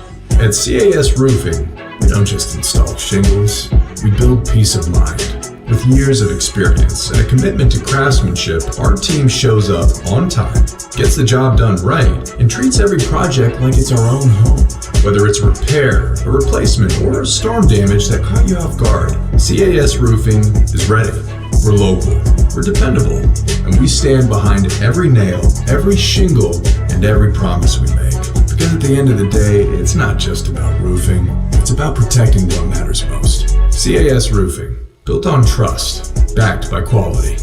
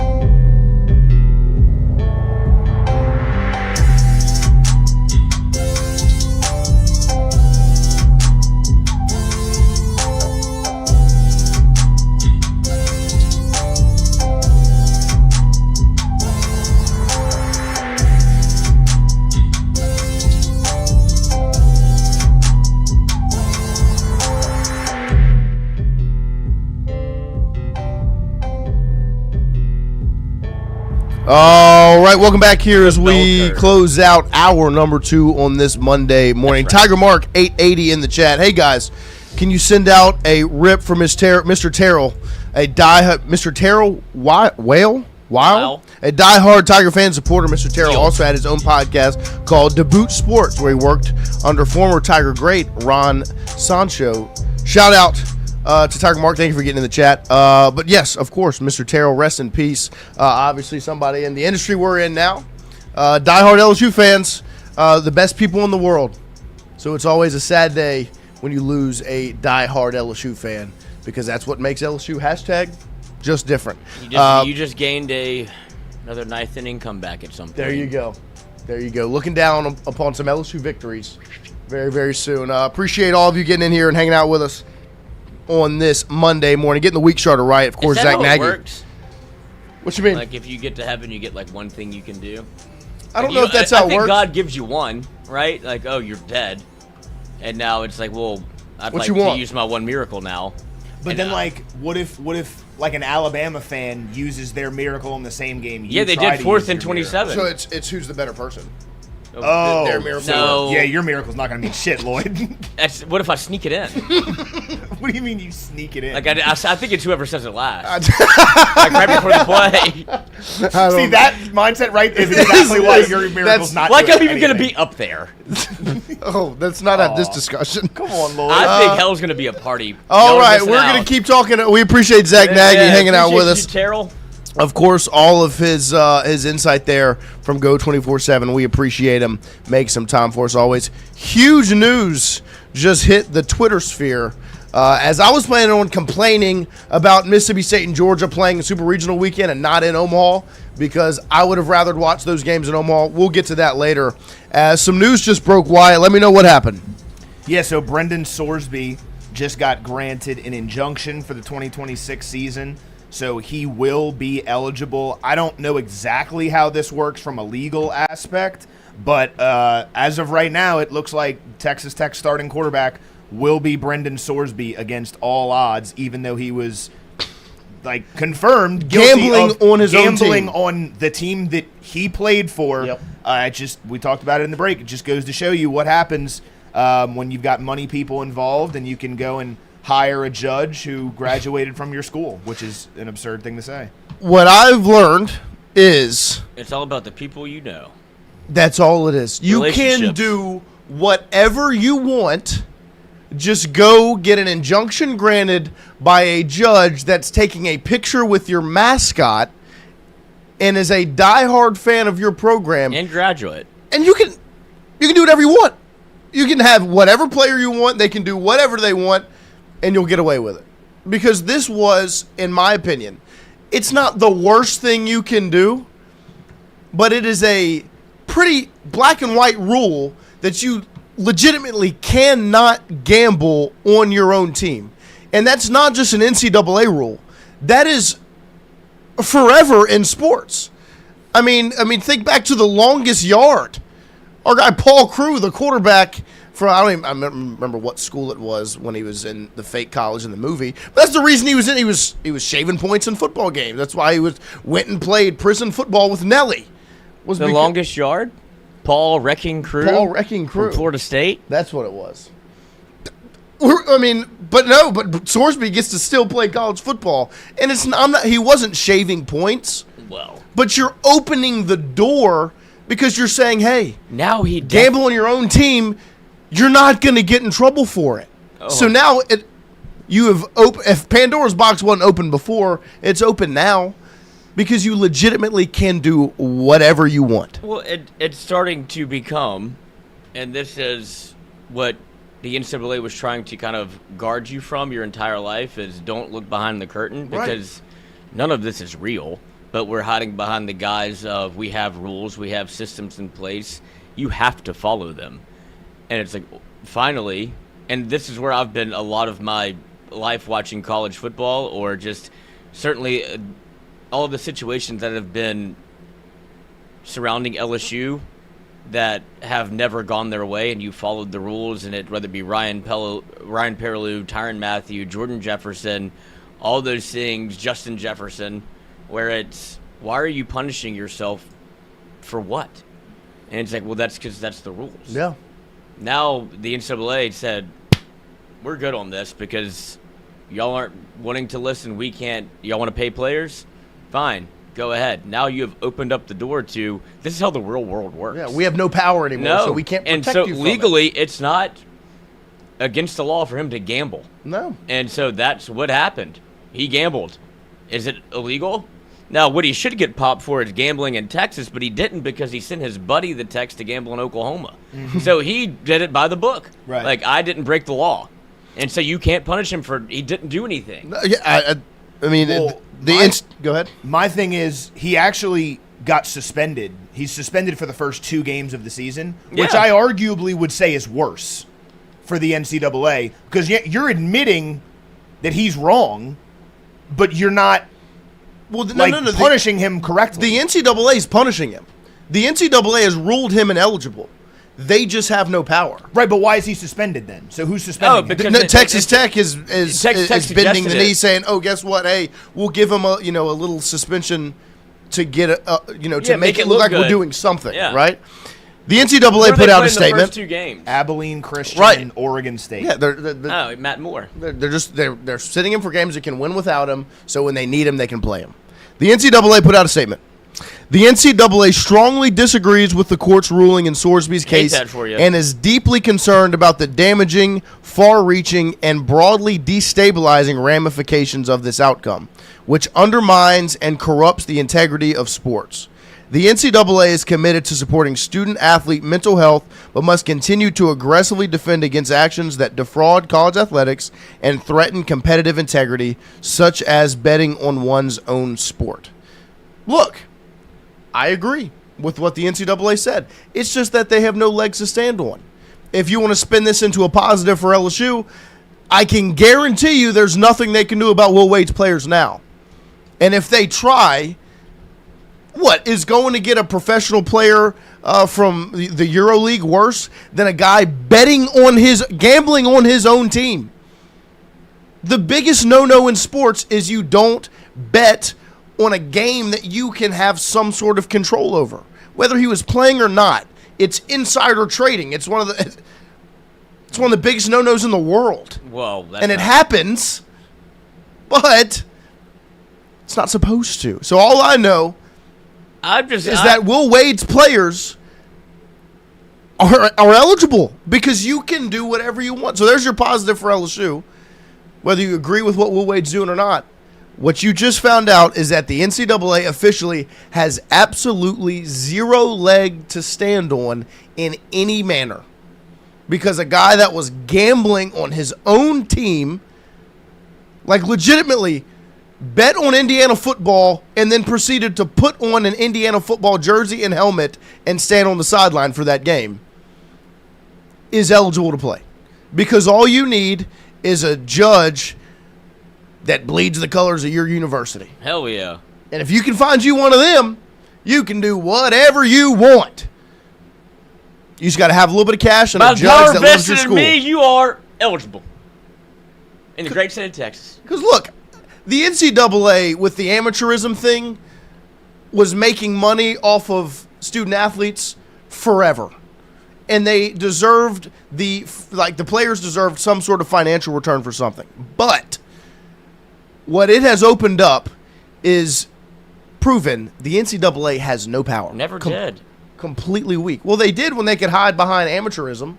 Mm-hmm. But now they don't have that, and they have no power. But just my thing is, like, I've never believed in it. Like, right. I didn't think that should have been a thing. And once I'm glad this is happening to an extent, because they deserve. Whenever you build a house of cards with this many cards, and then you take away the centerpiece and it all crumbles around you, like, they deserve everything that's happening because you lied the entire time. You built your entire foundation around a lie. Yes. And so they deserve all this because they weren't prepared. That's why they fought so hard. It's like, no, this has to stay. And then once it went away, they said that they're not dumb. Once the dam breaks, it's no. cooked. That's what they said. Like, if we get sued, we're going to lose. Right. And they keep getting sued and keep losing because it's true. Like, it's antitrust law. There's a lot of things that go into it, and this is probably the farthest reach Yeah. that I've seen up to date of what is eligible versus what shouldn't be eligible.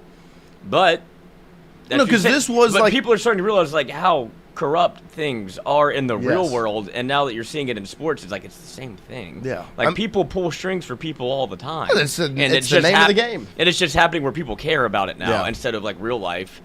It's like, oh, I don't care if that happened. This is like, I thought we were gonna play Texas Tech without Brennen Lacey. Well, and on top of that, I mean, like, we were like, look, if there's one thing the NCAA's got to find a way to show they still have power, it's this one. They can't. And they can't because they don't. Because this is literally like one of the premier no-nos in the sport is you cannot bet money on your own team. You can't bet money on your own sport, much less your own program that you are practicing with day in and day out, doing a scouting report, know everything about the other like, if we really want to break this come down, back for one more year. I mean, like, you have all the information because you're sitting in the meeting rooms all week practicing. You know what's going on. You know if you're starting running back that's the bell cow of your team. Well, he's got a sprained ankle that nobody knows about. Well, guess what? Oh, it's plus 6.5. I'm going to take the We're gonna spread the other lose. way. I mean, it's the biggest. It just can't happen. But now it can because you can't get in trouble for it. Like, do you think this is going to be a thing now? Because I would. No, I mean, maybe I'm just naive. Because now you can't get. And I'm hoping for the what's best for sport, and saying no, they won't. But why wouldn't you? Like, if you really want to, now you've witnessed on the biggest scale, because this is the biggest scale. Texas Tech is a team that played in the college football playoff. Brennen Lacey is one of the highest paid quarterbacks in the country. This is one of the. This will be a top 10 team. Every box for what college football is right now. Transfer portal, NIL, Right. huge market. Yep. A team with a massive, like, one big time donor Right. With that and unlimited pockets that broke the rules allegedly. Like Brennen Lacey, you went Yes. to go play $5 million for a quarterback for 1 year. Guess what? He's fucking playing. And I Right. don't care what I have to do other than nothing. Like, he's going to play. I'll go get the judge. And then they want to play Texas. Like, that's where you are. Like, money moves mountains. I don't know why this is a surprise to people, but what he started to do at Texas Tech is what it's going to be. Like, they are now the haves. They were the have-nots because money didn't matter. There's nothing you could do. Right. Now you can buy whatever you want. It is a free market. And he it just is- bought freedom. No, literally. I mean, it is. If you have money, you can do whatever Shocking. you want. The way the real world works, and now it's just very public in college sports. But look, like I said, from an LSU standpoint, you then turn your attention to Will Wade's roster, right? Because And this seems like peanuts. he's pushing the boundary of, well, I mean, some teams have 2 players. Well, I'll go get 8 international professional players. I mean, RJ Luis, like, how are they going to say he's ineligible? I mean, I feel like one of the 2 biggest things in sports is once you become a pro, you can't go back to college and you can't bet on your own. Well, you can do that one, so why can't you do that one?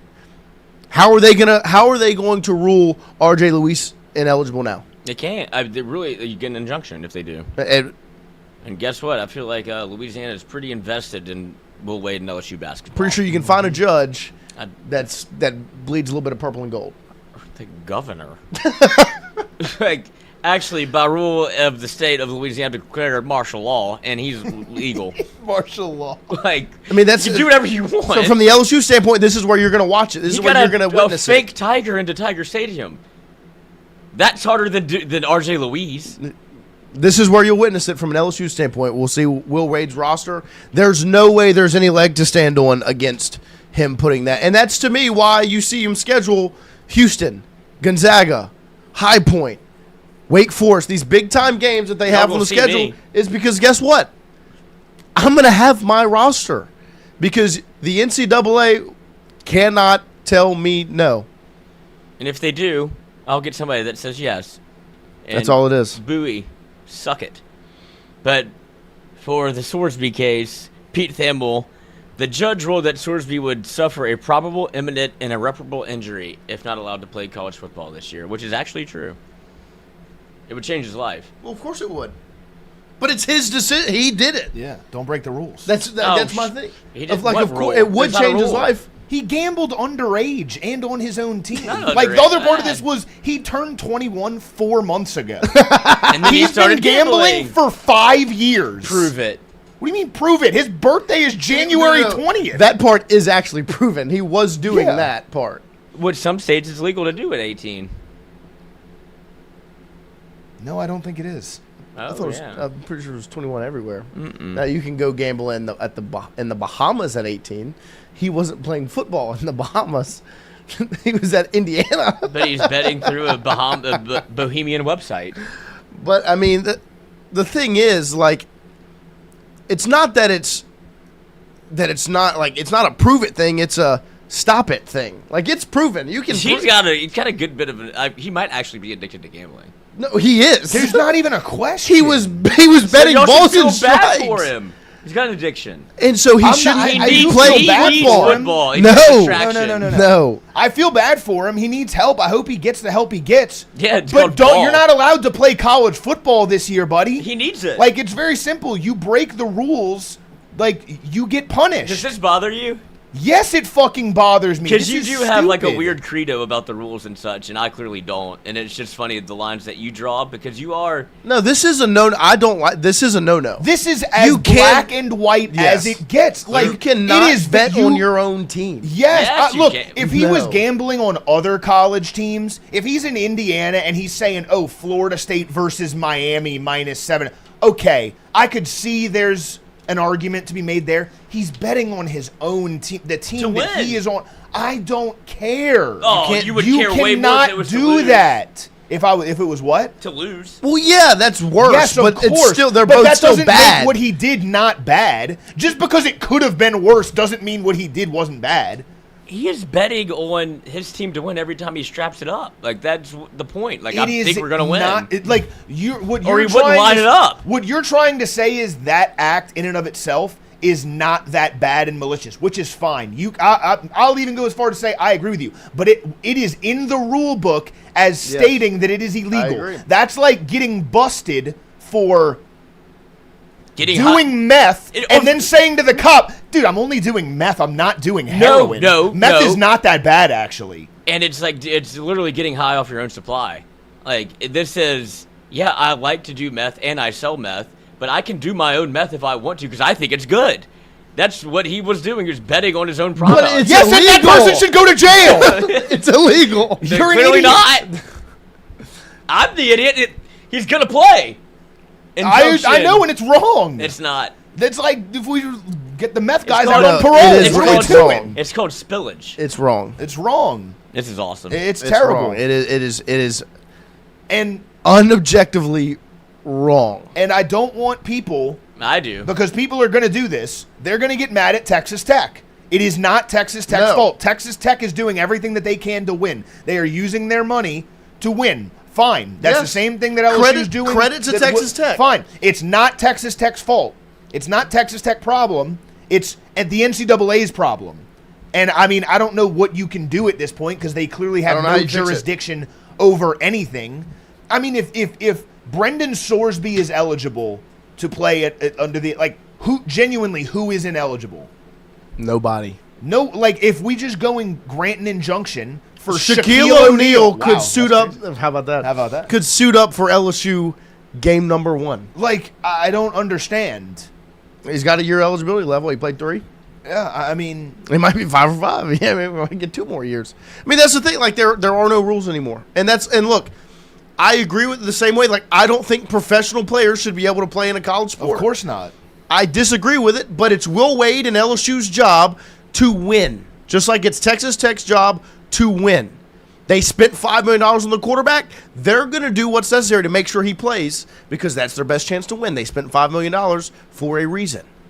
Will Wade and LSU have put together the roster they've put together to win. Do I agree with the brass tacks of should this happen in college sports? No. Can it? Yes. So do what you have to do. I mean, yeah, Peter Burns just said what we've all been saying because it is a fucking, I mean, it's ridiculous. It's absolutely ridiculous. But he tweeted out, LSU should sign Joe Burrow, Justin Jefferson, and Jamar Chase on their NFL bye week to let them No. play. I mean, illegal, find a judge. That's where That's all you are. need. You need a judge. Because they don't have rules. They never did. And that's fine with me. You can do whatever you want. Just Who do they find play week 3? a judge. Houston. Houston. I'm going to bet on Texas Tech. It just goes to show, man, if you bet on yourself in life, It's what he was good doing. things happen. And No, become so- friends with a judge. become See, friends with the judge. I would be like against it if he had bet against his own team, because now you're throwing, like you have the ability to change the impact or impact the game in a It's not negative even a- light. But But if it's- you're betting but on your it's team the- to the win, But it's information that you may opening, or may not have. But it's opening That's the not my door. fault. But what this is doing is opening the door to that. you've never had information before about a team that you're like, oh, I know this, and the line hasn't changed yet. It's not illegal for me. It's very But very just- simple. It's just- not illegal. It's not for me. illegal for him either. No, but my bigger That issue is is what this. that it is illegal. For What him. this now opens the door for is that. Mm-hmm. Because now you can't get in trouble for it. And so now that will happen. And what you just saw in the NBA was Terry Rozier and Chauncey Billups get pulled out of the practice gym, professionals pulled out of the practice gym for betting on games. The NBA can do it, but college athletes can get away with it. So Terry Rozier, you get arrested, you get taken out of practice, put in handcuffs in the gym, and because of this same thing, but in college you can get away with it because...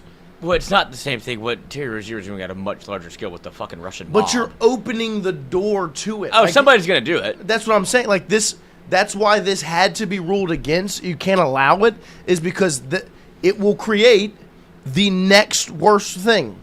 No, We've only seen these issues get worse as the years have gone on. In 5 years, it will be Chauncey Billups in college sports, where it's, oh, you're a part of an illegal gambling ring with the mafia. Mm-hmm. I mean, and so then it's going to be like, well, of course, so-and-so player threw the game. He's got the black hand from Italy in his back pocket, his breathing brother down in the his basement. neck.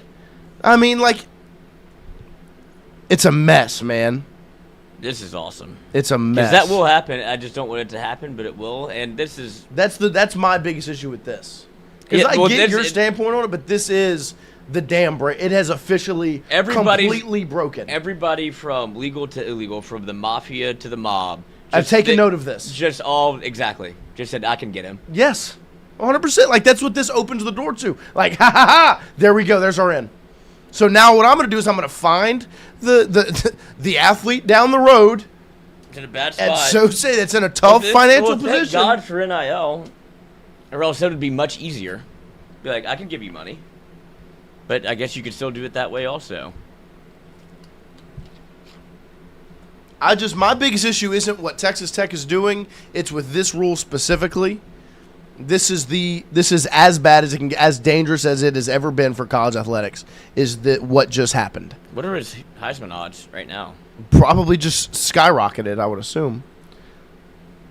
And on the same token, like I get it for LSU men's basketball, they're also breaking rules, right? That one is that rule to me. That situation is not nearly as dangerous as this. Nowhere near. But at the same time, it's the program's job to go win. W-I-N, win. That's your only job. Nothing else. Not to make people happy, not to worry about feelings. Your job is to win. And the NCAA's job, supposedly, is to keep that between certain lines. That has now disappeared. And so at some point, somebody's going to have to put their foot down and find some way to create rules. I don't know how you do it. I don't know who does it. I don't know when it happens. But at some point, it's got to happen. Because what just happened, Brendan Sorsby being able to be deemed eligible after this, is one of the most dangerous things that happened to the sport in a long time. Because it opens the door and sets off alarms for some pretty bad people. Like, I mean, there's no way you don't think people that have intrigue in this, that maybe don't deal in illegal activities, didn't just go, interesting. I feel bad for the people that were already doing it, like, oh, competition. We had this thing kind of under wraps. It's crazy, man. Paul Curveball Hater, a.k.a. Hunter Hall, Who was the defensive lineman you had sat out game 2 for signing an autograph 2 years ago? No, what was it? Mason Smith missed game 1, the season opener against UCLA, because he signed an autograph. John Emery, same thing. Now you could gamble. I mean, that's how it should have been the entire. I mean, to be honest. What? I don't know about the game, but like, LSU should not have sat Mason Smith. No, well, that's the thing, right? There's always been the mindset but of LSU has always played by the book. They have always. In that regard, like Patrick Peterson. Yeah, I mean, it's Tyrann Mathieu. It's sitting back going, you don't have to kick him off the team. You don't have to do anything. You don't have to do anything about it at all. But LSU, compliance, playing by the rules. Hey, guess what? The Heisman runner-up, our best player, we will go ahead and kick him off, dismiss him from the program because of marijuana. And now you can gamble on your own team and still play. And smoke weed. And smoke weed. Sounds like a great life. You can do whatever you want. Sounds like about Saturday. It's. I mean, I will say. Fuck, I maybe I shouldn't have been. Damn it! I was surprised to see that come across the timeline this morning, and I shouldn't have been because the injunction. You're the one that's been clamoring. Of course, I know injunctions. It's all you need is an injunction. It's I'm conjunction junction. Very interested to see where it goes from here. Very intrigued to see where it goes from here. What a mess. Andrew Messina, I expect you guys to go after Jeff Goodman when Will Wade's squad gets approved. I mean, I think Jeff got an earful from us a couple weeks back. But, of course, I mean, look, that's as much as it's wrong because I don't think it's to the same level of this gambling deal because it's not as dangerous. I don't think pro athletes should be able to play in college sports. The NCAA can't stop it, so do it.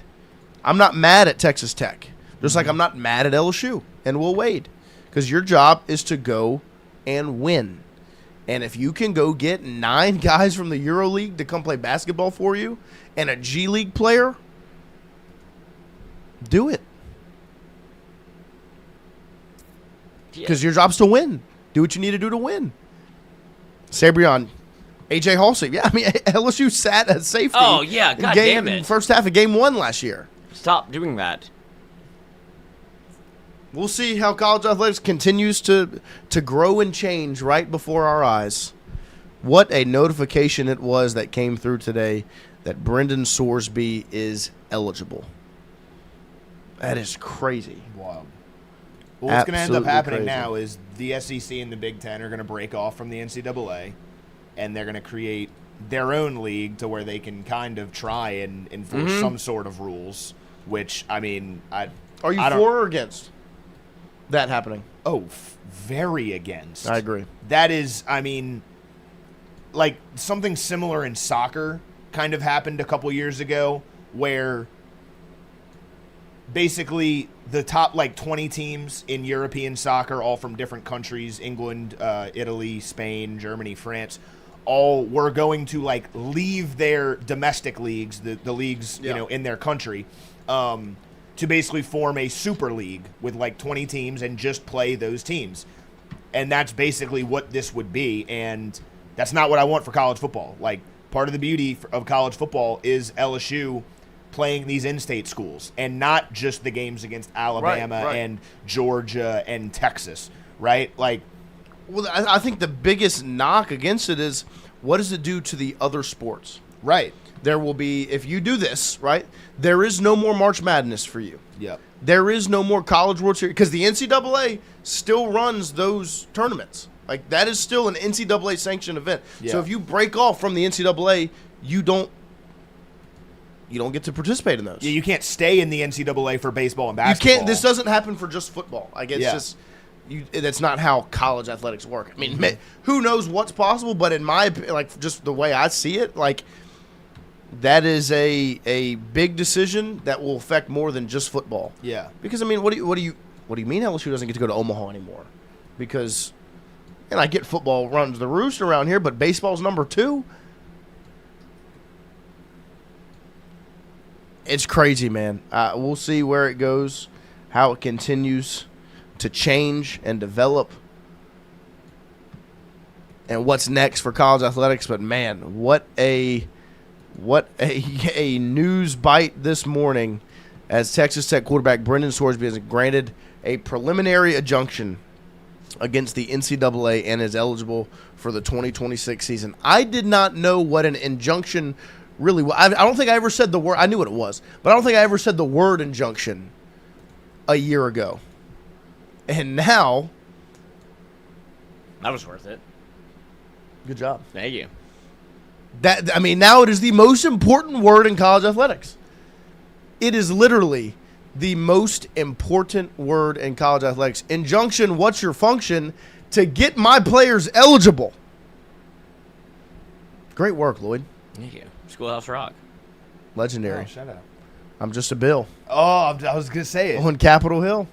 Oh, great unless song. you get an injunction. Unless you get an injunction, conjunction, injunction, what's your function to get my team eligible? Welcome to the world of college athletics in the year 2026. Man. The question, Jay Goody, player tampering, college athletes gambling on their own team, and players getting to extend their college careers, all not being enforced. WTF do you have to do to become ineligible? I've got no clue. I wish I could answer that question. What do you have to do to be ineligible? I'll tell you, this is a big opportunity for me because I can prove my point right. I'm going to start training. I'm going to start going and take You're BP, going to get the effort. and I'm going to get really, really good at baseball. And I'm 25 right now. I think it'll take about 6 months. So I'll be 25 and a half. Oh, and I'll be really good at baseball. You know baseball. what Jay Johnson wants? People that say half ages. Well, it doesn't have to be Jay Johnson. It could be anywhere in Division I. And I'm going to get, a big money school. I'm going to get an injunction, and I'm going to go play college baseball. You won't need an injunction, though. Why wouldn't You're I? eligible. But I graduated. But you haven't played. Oh, cool. So you can't. You're good. Oh, great. You've never signed a professional contract. Like you don't need an injunction. You can just go back. Can I actually? Yeah. Oh, hell yeah. All of us can.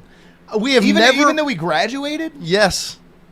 I think you have to be in school. Yeah. technically. You would have to go get your master's, but you'd be fine. Really? I thought it was 4 years of school. Now it doesn't matter. I thought one but- of the hard cutoffs. No, I'm was, pretty sure if you can just graduate your bachelor's. You can degree. just go back and get a I master's. think we're and out of play. eligibility.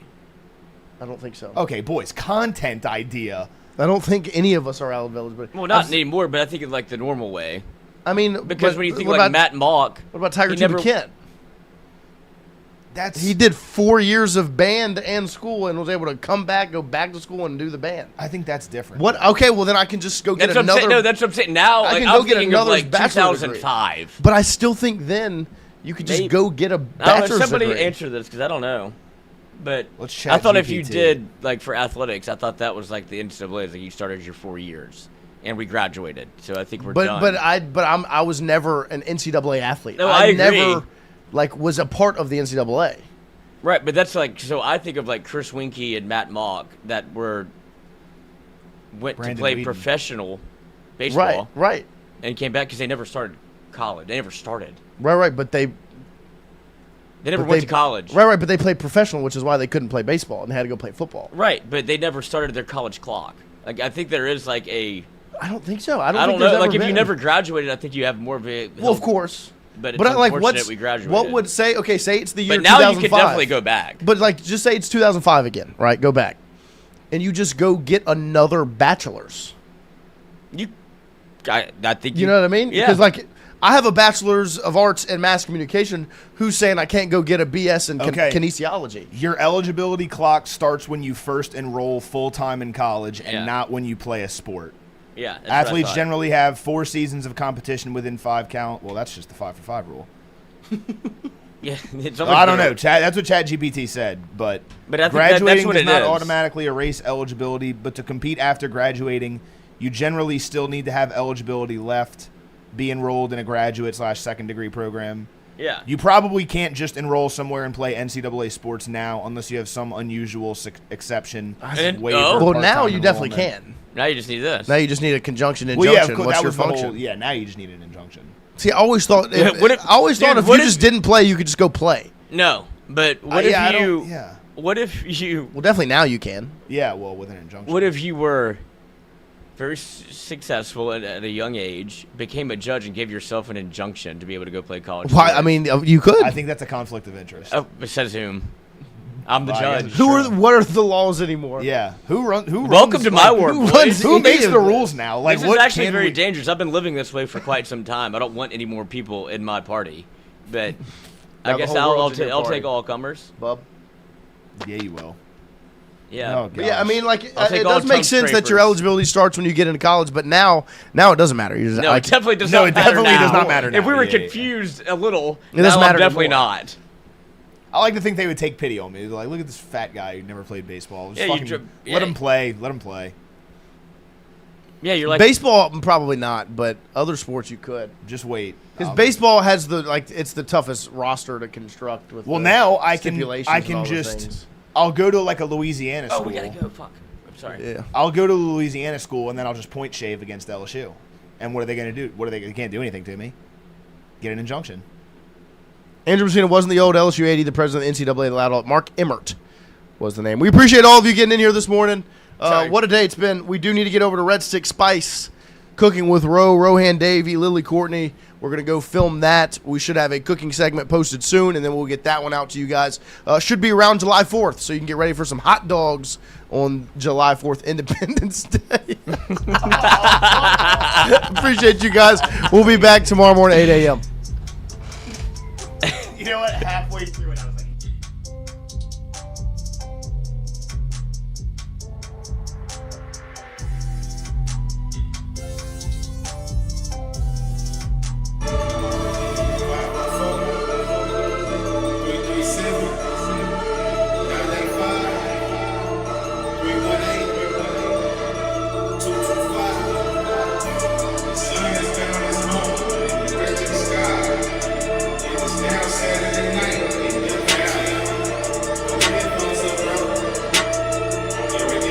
Took the path down this rocky road, I just had to find my way. I finally found my home, let's get it, I'm here to stay. The vibes is in the air, the coach is bone chillin'. I had a little talk with God, and I told him it's just different.